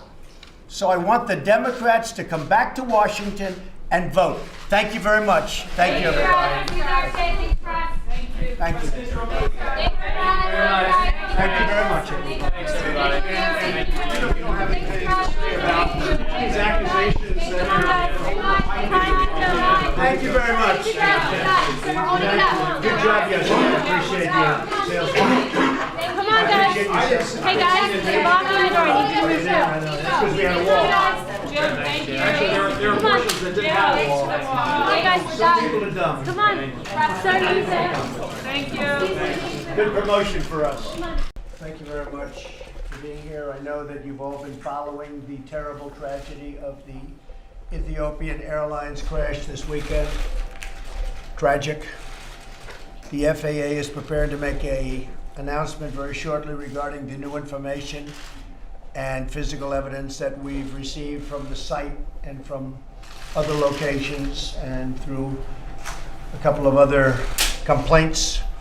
We've had a very, very detailed group of people working on the 737-8 and the 737-9 new airplanes. We're going to be issuing an emergency order of prohibition to ground all flights of the 737 MAX 8 and the 737 MAX 9 and planes associated with that line. I've spoken to Elaine Chao, Secretary of Transportation, Dan Elwell, Acting Administrator of the FAA, and to Dennis Mullenberg, CEO of Boeing, and they'll be available shortly after our conference today. They are all in agreement with the action. Any plane currently in the air will go to its destination and thereafter be grounded until further notice. So planes that are in the air will be grounded. If they're the 737 MAX, will be grounded upon landing at the destination. Pilots have been notified. Airlines have been all notified. Airlines are agreeing with this. The safety of the American people and all people is our paramount concern. Our hearts go out to all of those who lost loved ones, to their friends, to their families in both the Ethiopian and the Lion Airlines crashes that involved the 737 MAX aircraft. It's a terrible, terrible thing. Boeing is an incredible company. They are working very, very hard right now. And hopefully they'll very quickly come up with the answer. But until they do, the planes are grounded. And you'll be hearing from the FAA directly in a little while. I would say probably in 45 minutes from now, so you'll be prepared to hear. They're going to go into great detail as to what they found and where we're going, what we're doing. But all of those planes are grounded, effective immediately, okay? This is a briefing that we've had planned for quite some time. Some incredible people are with us. This is on drug trafficking and on the southern border. And we have a lot of great things happening there. We're building a lot of wall, as you all know. A lot more than they understand, I think, Carla. Right? Yes, sir. They don't understand how much we're building, but that's okay. They never did. And we're joined today by federal, state, local leaders on the front lines of the battle against the vicious drug traffickers and criminal cartels violating our sovereignty and infiltrating our southern border. I want to thank Director of Office of National Drug Control Policy, who's with us, Jim Carroll. Thank you very much. Thank you, Jim. Fantastic job you're doing. Acting DEA Administrator, a friend of mine, Udom Dillon, who I hear just incredible things, the job you're doing. Thank you, Udom. Director of the Houston, Texas High Intensity Drug Trafficking Area, Mike McDaniel. Thank you, Mike, and you're going to be saying a few words. Border Patrol Chief Carla Provost. Thank you very much, friend. ICE Homeland Security Investigations Assistant Director, Matt Allen. Thank you. Deputy Assistant Secretary of Defense for Counter Narcotics and Global Threats, Thomas Alexander. Thomas, thanks. Alabama Attorney General Steve Marshall. Steve. Good, thank you, Steve, very much. I appreciate it. You're doing a great job too, by the way. Thank you. I hear. And other law enforcement professionals. These are fantastic people. Work so hard, great danger, and they have incredible responsibility. Tens of thousands of innocent Americans are killed by the vast quantities of deadly poisonous drugs that are smuggled across our nation's very porous borders. They're a lot less porous with us there, but they're coming in bigger numbers. And part of that is because our country's doing so well economically. They're coming up for that. And even the drugs, I guess the money that we're spending, unfortunately, within the country. If we could just tell people not to be doing that, but they are doing that. We have a very, very strong country economically, and people come up to a large extent for that reason. But we're having tremendous amounts of meth, cocaine, heroin, and ultra-lethal fentanyl. That's literally ultra-lethal. Gets stronger. This comes at a great cost to our society. In excess of $700 billion annually is spent, and we think that's a very, very small number compared to what the actual number is. The administration declared the opioid crisis a national public health emergency. Illegal immigration provides a lucrative cash flow, to put it mildly, to some of the most dangerous and ruthless criminal organizations on planet Earth. We're doing a lot at the border, a lot of wall going up, a lot of equipment has been purchased, a lot of equipment is being purchased as we speak. We have tremendous things going in terms of technology. We have tremendous amounts of technology going to the ports of entry, where a lot of the drugs come in, but I think it's highly overrated. I think much of the drugs, the big loads of drugs, and certainly the human traffickers go not through the ports of entry. They go through the open areas where they don't have walls. These folks know that better than anybody. When the press talks about ports of entry, sure, things go through ports of entry, but we're going to have that very well sealed up with this equipment. The equipment's incredible what it does. It's expensive, but it's pretty amazing stuff. And that's going in literally as we speak, but we have a lot of, we've got to get the wall up, otherwise it all doesn't work. And I have to say it again, I hope you go down there, because we're going to have a news conference at the border over the next 3 weeks. We're going to do it in areas where we're building large stretches of wall. And tomorrow or the next day, we're giving out another very large section. So we get a lot of wall going up. The massive surging flow of illegal immigration, trafficking, drugs, and crime threaten the safety and security of all Americans. To confront this urgent national crisis, we're doing many, many things, and that's what we're going to be talking about today. We have a vote tomorrow on national emergency, and we'll see whether or not I have to do the veto, and it will be, I think, all very successful regardless of how it all works out, but it's going to be very successful.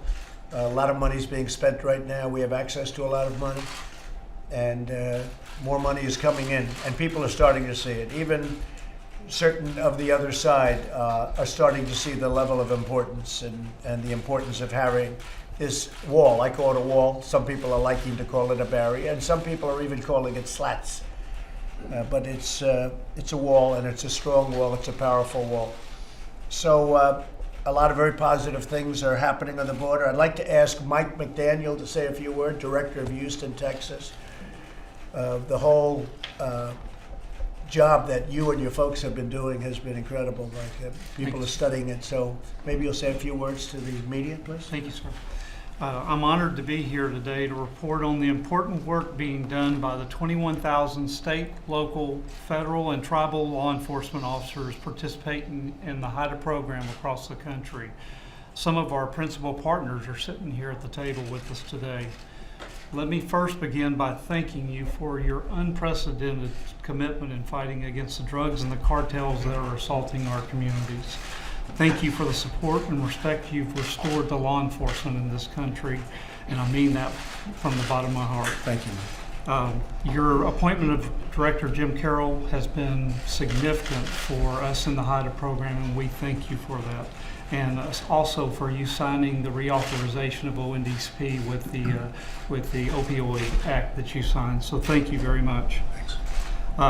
We all see the charts, and everyone in the table is familiar with seeing 72,000 in 2017 died of drug overdoses, and it sometimes, I believe, the general public doesn't realize the magnitude of what that really represents. And matter of fact, I was at a rodeo event in Houston this weekend, and the announcer said there's 72,000 in attendance of this thing. And I looked around the stadium, and you talking about giving it a whole new perspective of how big of a crisis this is in our country. Just take a look at the next time you're at a major sporting event.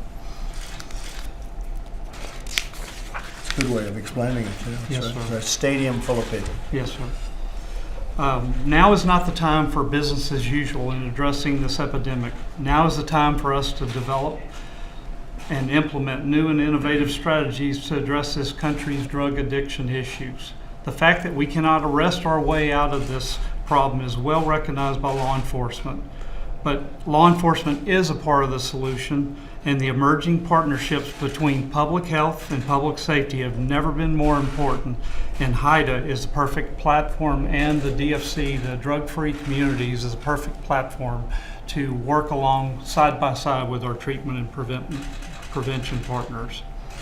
As a point of reference, I've been involved in drug law enforcement for 36 years as a police officer with the City of Houston, 24 years with the Drug Enforcement Administration, and I retired to get the job that I'm blessed with having now as the Houston HIDA Director.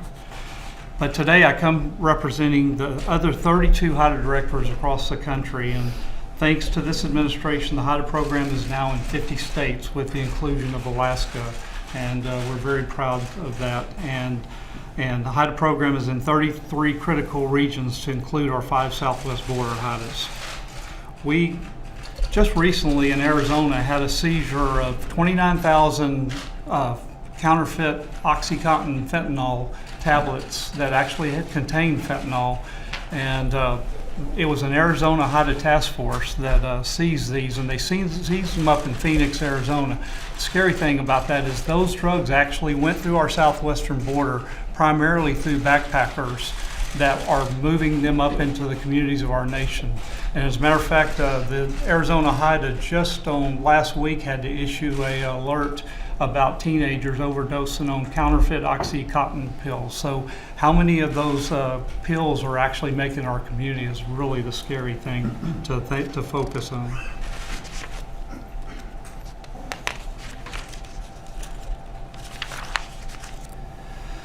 The HIDAs around the country have effectively assembled unified teams of federal, state, local, and tribal law enforcement to work together towards one common goal, and that is attacking and dismantling these violent drug cartels.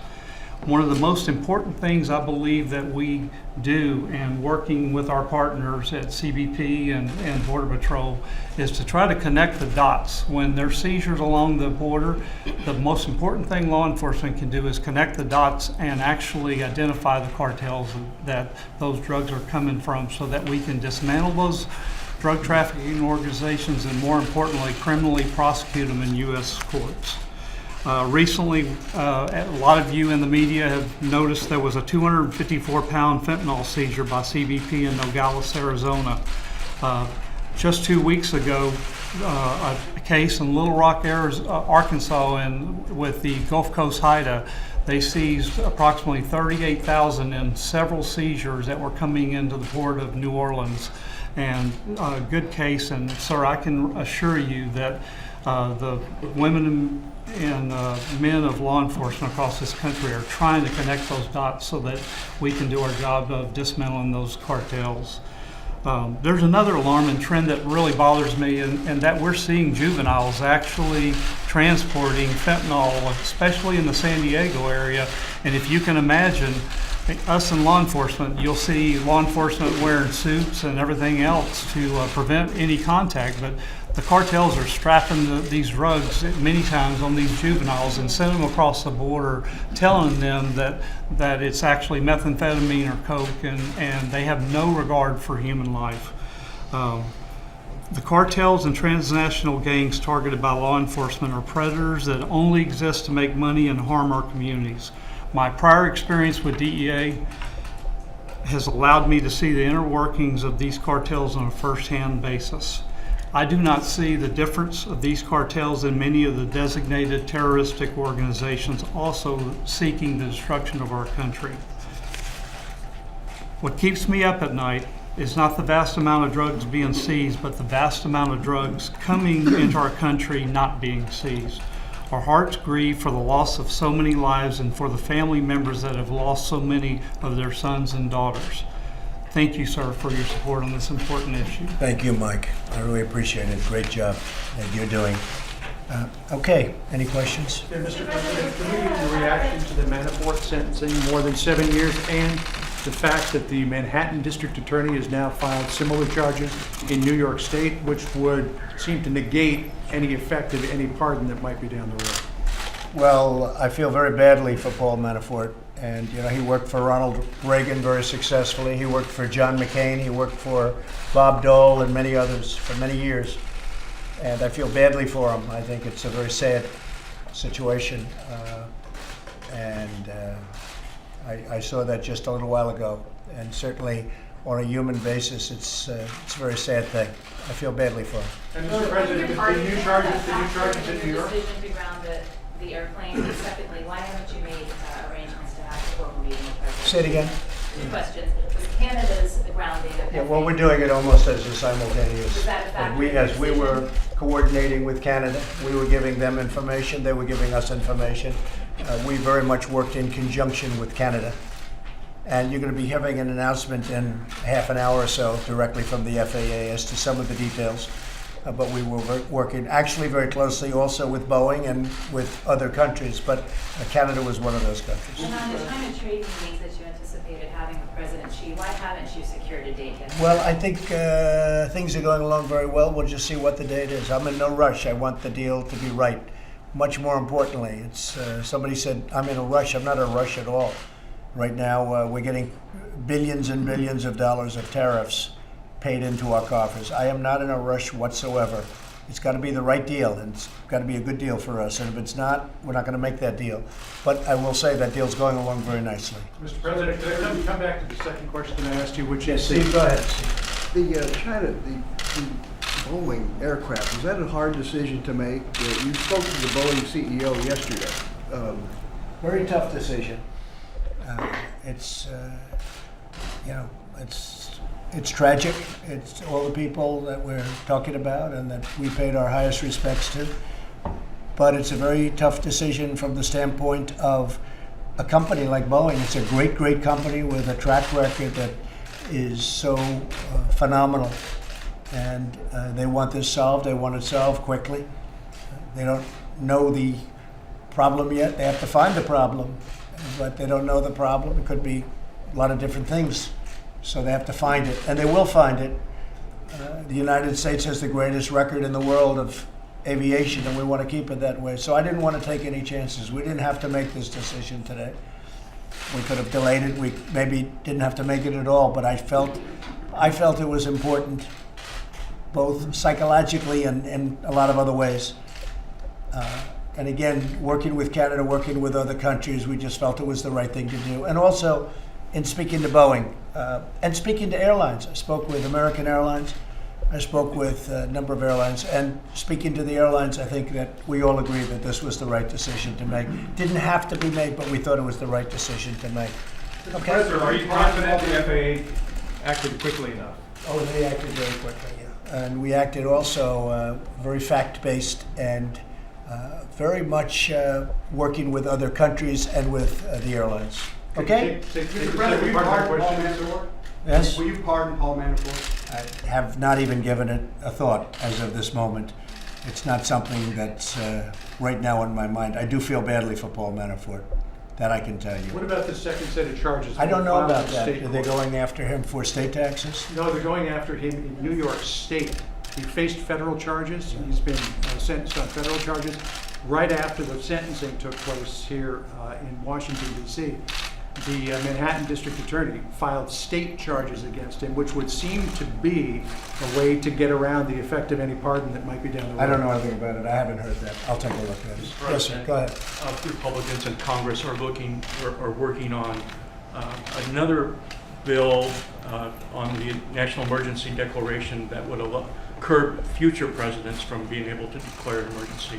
Are you supportive of that effort? I'll have to take a look at what they're going to present. They are coming over in a little while just to present something, but we're in very good shape in terms of the money and in terms of the national emergency. Ultimately, we're in very good shape. But they want to curb future And we've had great support from the House, from House Republicans. And we have great support from most, as you know, from most of the Senate, from most of the Republican Senate. Because this is really a bill on border safety, border security, and it's a bill on I would say maybe more than anything else, we're here talking about drug trafficking, and you people know this subject better than anybody. We're talking about drugs, we're talking about human trafficking. This is a bill on human trafficking, on drugs, on all of the things that we're all gathered in this room. We brought up the problem with the Boeing and the jetliners. It's a big problem, but we were really here for another reason, and I thought we should bring this up because you're going to be having a meeting in about a half an hour with the FAA.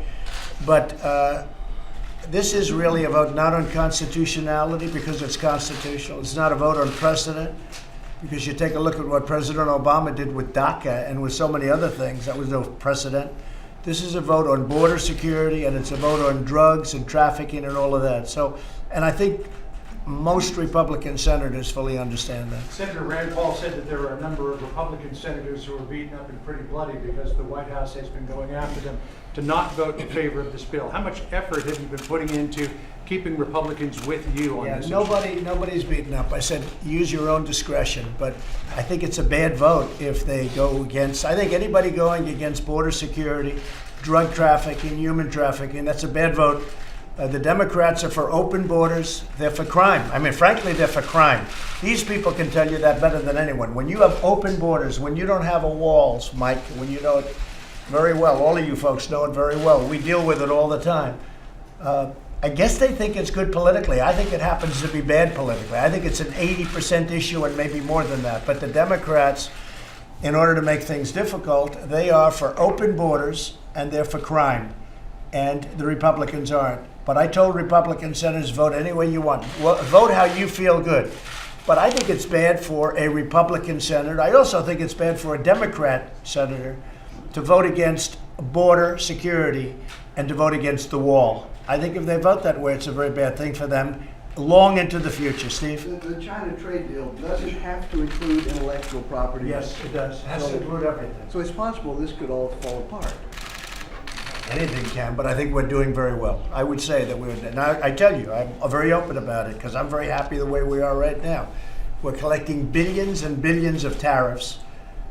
The money we have pouring in now, we've never had money like that pouring in from China. We are collecting billions and billions of dollars, mostly paid for by China. If you look at the 25%, a report was done where 4 points out of the 25% are paid for by us, and 21 points are paid for by China. So we're in a very good position, one way or the other. I think the deal is going to be made. I think there's a very good chance the deal is going to be made. And I will say, officially, we're doing very well in the deal. So, but we'll see what happens. White House seemed to be about 50-50 on a deal in testimony to Congress yesterday. What gives you optimism? Well, I think you always have to be 50-50. 50-50 is very good. But I think even if you felt you're better than 50-50, you should never say it. I think 50-50 is good. What gives you optimism? They want to make a deal. China wants very much to make a deal. China has not been doing well. We've been doing unbelievably well. Our economy is the best it's ever been, just about ever. You look at our unemployment numbers. If it's African American, if it's Asian, if it's Hispanic, they're the best historic numbers in history. In the history of our country, they're the best numbers we've ever had. And overall employment, the best in 61 years, and that's going to soon be a record if we keep going the way we're going. It's going to soon be a record. But it's the best in 61 years. Our country is doing great. China would like to make a deal, and we'd like to make a deal. We'll see. We have a very good relationship. I have a very good relationship with President Xi. We're going to see what happens. But it's an exciting time in terms of trade. We just made a deal with Mexico, Canada. We just made a deal with South Korea. We have other deals that we have cooking, and frankly, our country is being taken advantage of by everybody. We were getting what was happening to our country on trade was a horrible thing, that this wasn't done years ago. And I'm not talking about the Obama administration. I'm talking about that and plenty of other administrations before it, that they could have allowed this to happen. We lost, over the last number of years, almost $800 billion a year on trade. What kind of deal? Who's making these deals? So we're making great deals, or we're not going to make them at all. We're going to go tariffs. Are you in favor of nailing down a deal before a summit so that all that would need to happen Doesn't at the matter. summit is just I'll a go summit? either way. I think President Xi saw that I'm somebody that believes in walking when a deal's not done, and there's always a chance it could happen, and he probably wouldn't want that. That could be a reason, but we can do it either way. We can have the deal completed and come and sign, or we can get the deal almost completed and negotiate some of the final points. I would prefer that. But it doesn't matter that much. Shanahan, your pick for Defense Secretary. He's doing a great job.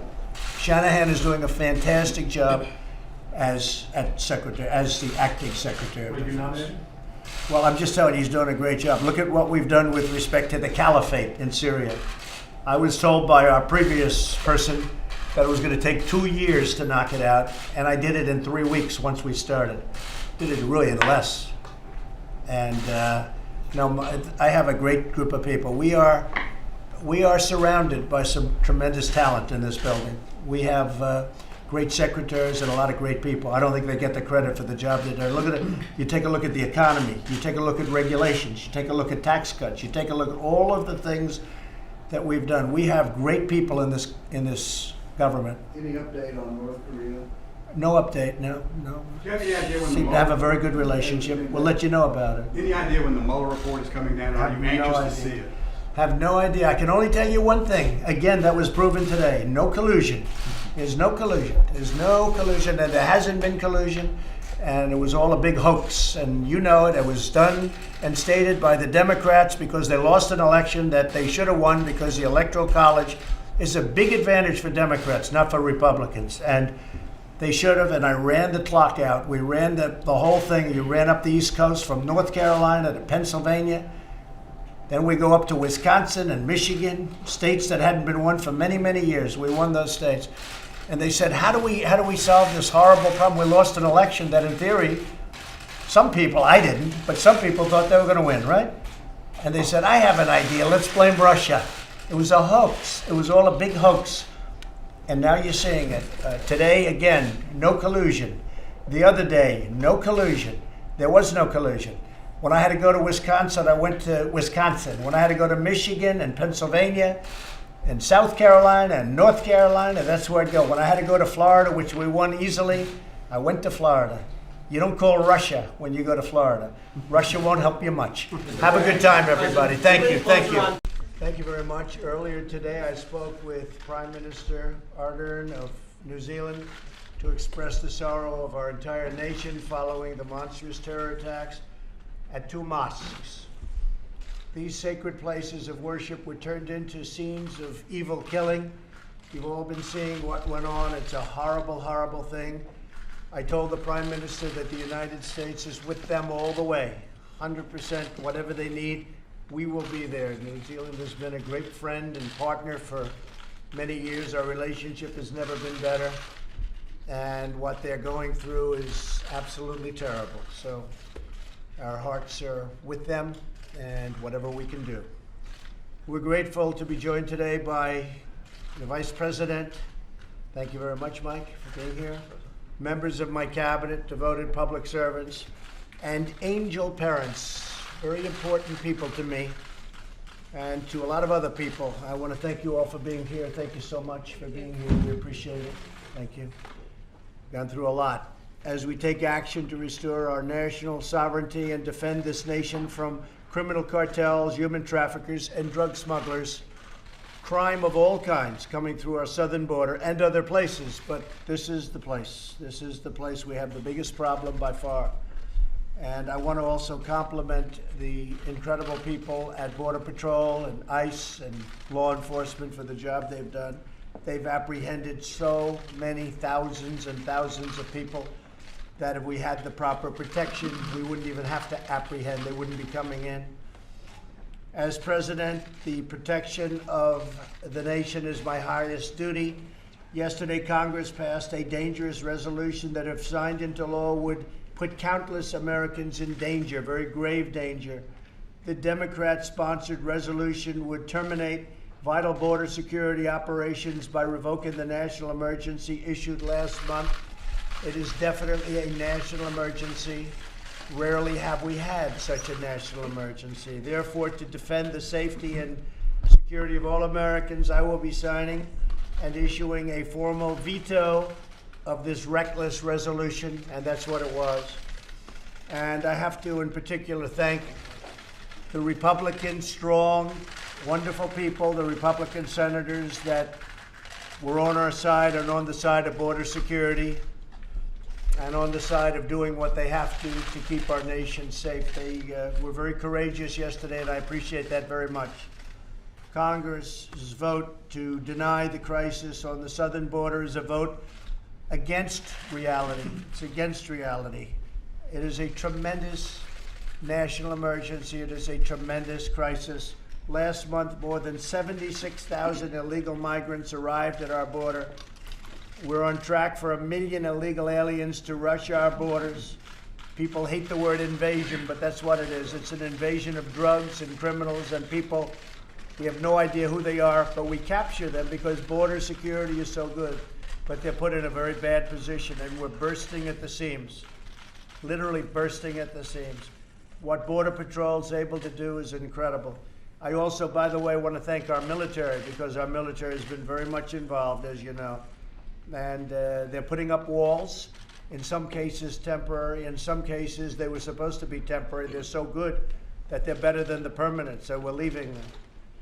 We've really nowhere left to hold all of the people that we're capturing, and we're at a point where we're just going to have to say, with these horrible decisions that we've been handed by people that aren't living in reality, that there's nothing we can do. There's absolutely nothing we can do. We're bursting at the seams. You can only do so much.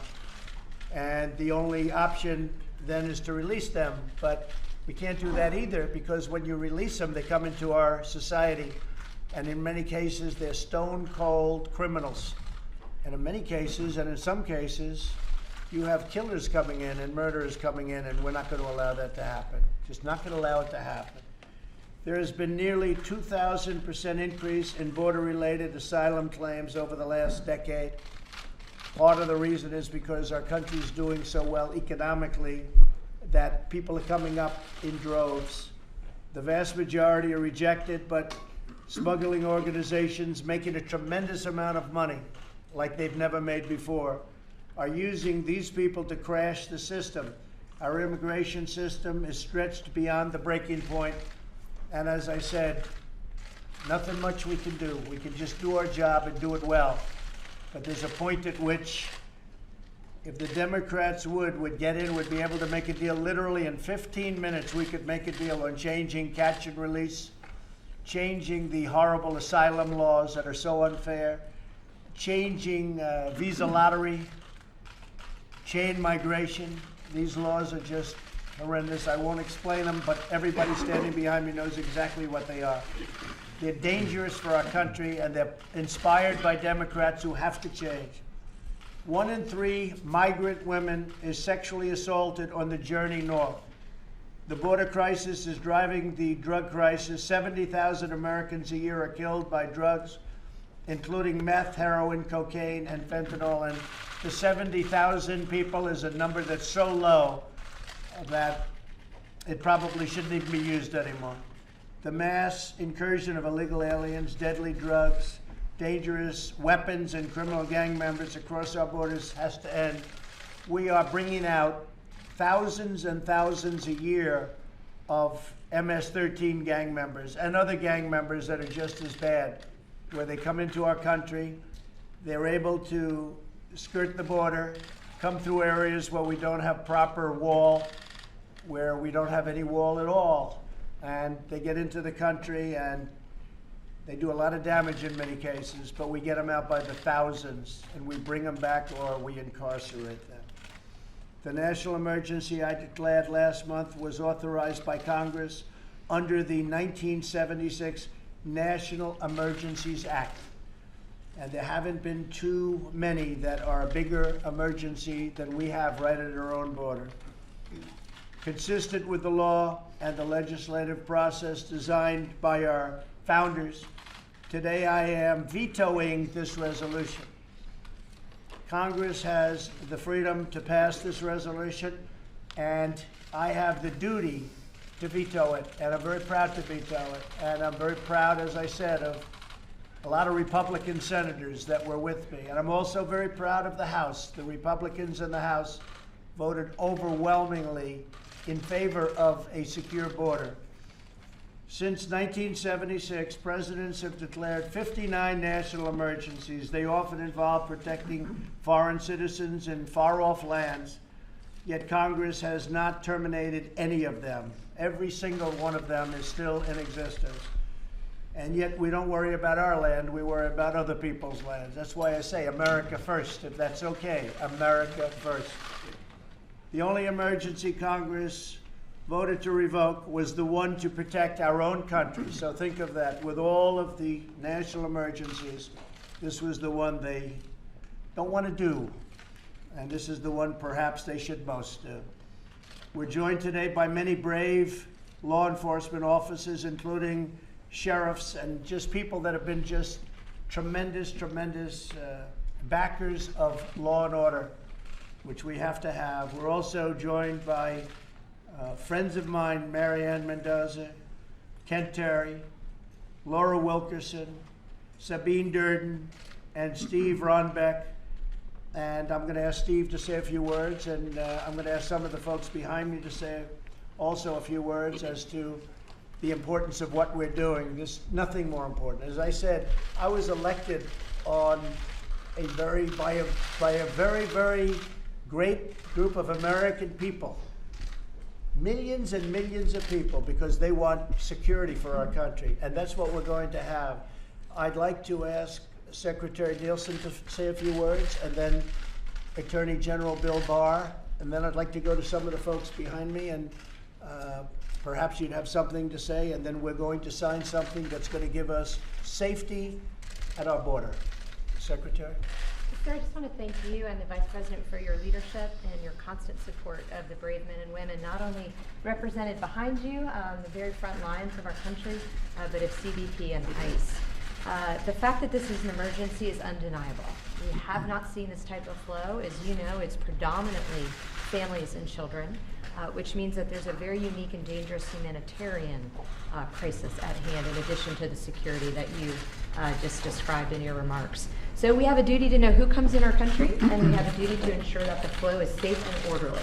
That's what you've attempted to do. That's what you've demanded that Congress do. And I just, again, ask Congress to please pay attention. We've given you the facts. The system is breaking. Security is risk, and the very humanitarian protections that we hold dear in this country are at risk in terms of our ability to provide those to vulnerable populations. So, Mr. President, thank you always for your leadership and great support. Thank you very much. Thank you. Bill? Mr. President, your declaration of an emergency on the southern border is clearly authorized under the law and consistent with past precedent.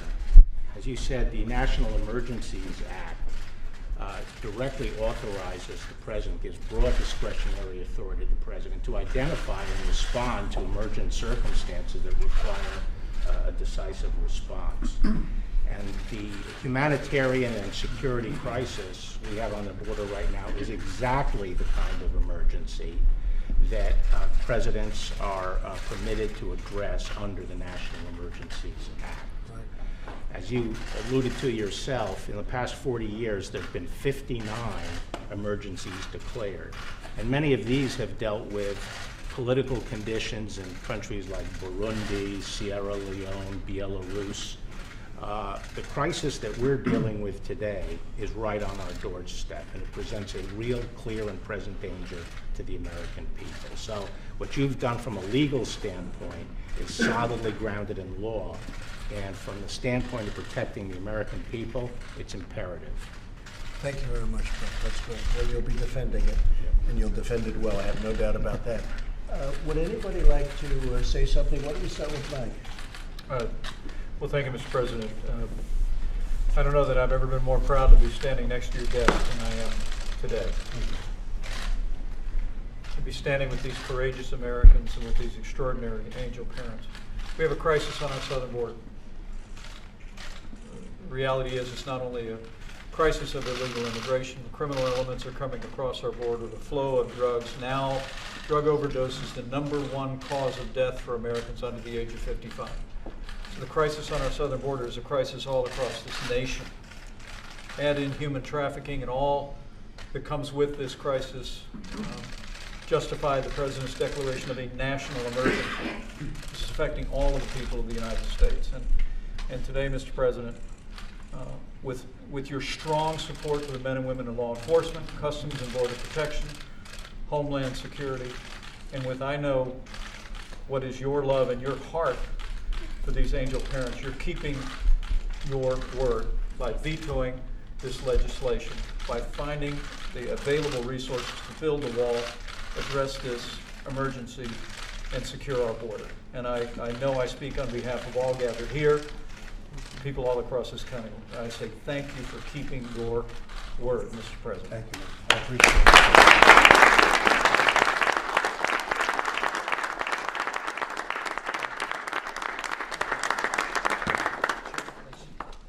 Mr. President, thank you so much for a very necessary veto to support public safety in this country. The sheriffs and men and women of law enforcement in this room and across this nation owe you a debt of gratitude for something that we've been waiting for decades. Our hats are off to you again, sir. It's an honor to be here. It's an honor for sheriffs to be involved in this. It's an honor for law enforcement as we fight the drug trade every day in this country and all the things that go along in our business, in our profession, from an insecure border. So again, sincerely, we thank you, sir. Thank you very much. Thank you for being there with me all the way.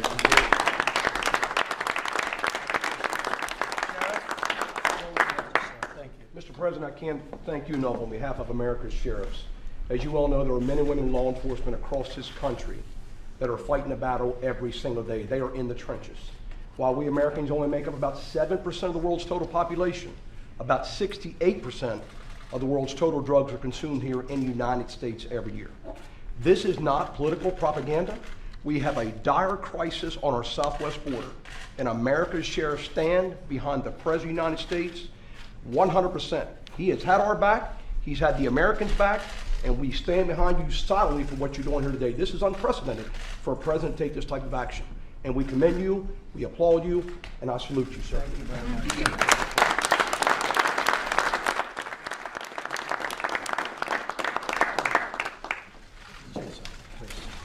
What you've been through. My son was killed in 2014 by a repeat illegal alien criminal allowed to stay in this country. He was a police officer in Mesa, Arizona. And angel families come forward to tell their stories, not because we've created a manufactured crisis, but because we want to tell the American people and share with you our heartache and let you know what is happening on our doorsteps, what's happening to your neighbors, what's happening to your fellow Americans. And there is a way to prevent this, and it's not by continually lying to you and telling you that there isn't a problem. There is a problem, it's a national emergency, and thank you. Thank you. For following through.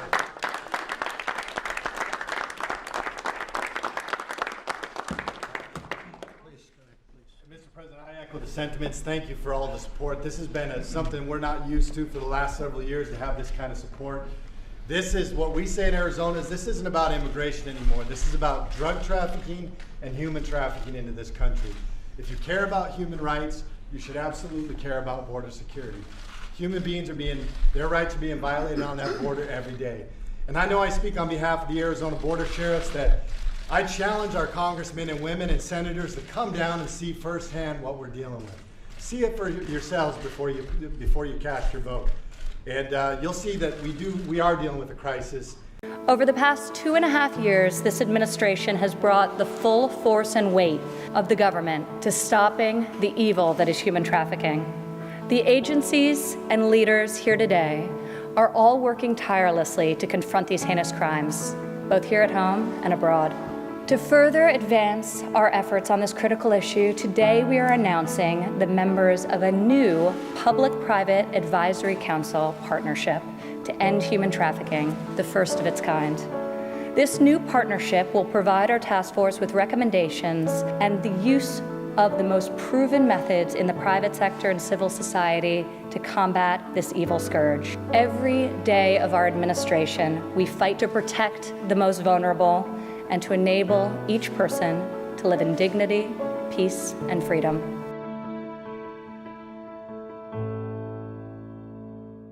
Today, on the last day of this year's National Slavery and Human Trafficking Prevention Month, I will take another very decisive action. I'll sign an executive order targeting human trafficking and child exploitation all across our country. This order expands prevention education programs, promotes housing opportunities for survivors. Furthermore, it takes the vital step of designating a full-time position here at the White House dedicated solely to combating human trafficking, so people know how important it is. We are resolved and we are relentless in the fight to hold perpetrators accountable and restore human dignity for victims. This administration has fought and will continue to fight this crime and ensure that survivors can access the services they need. We will not rest until we've stopped every last human trafficker and liberated every last survivor.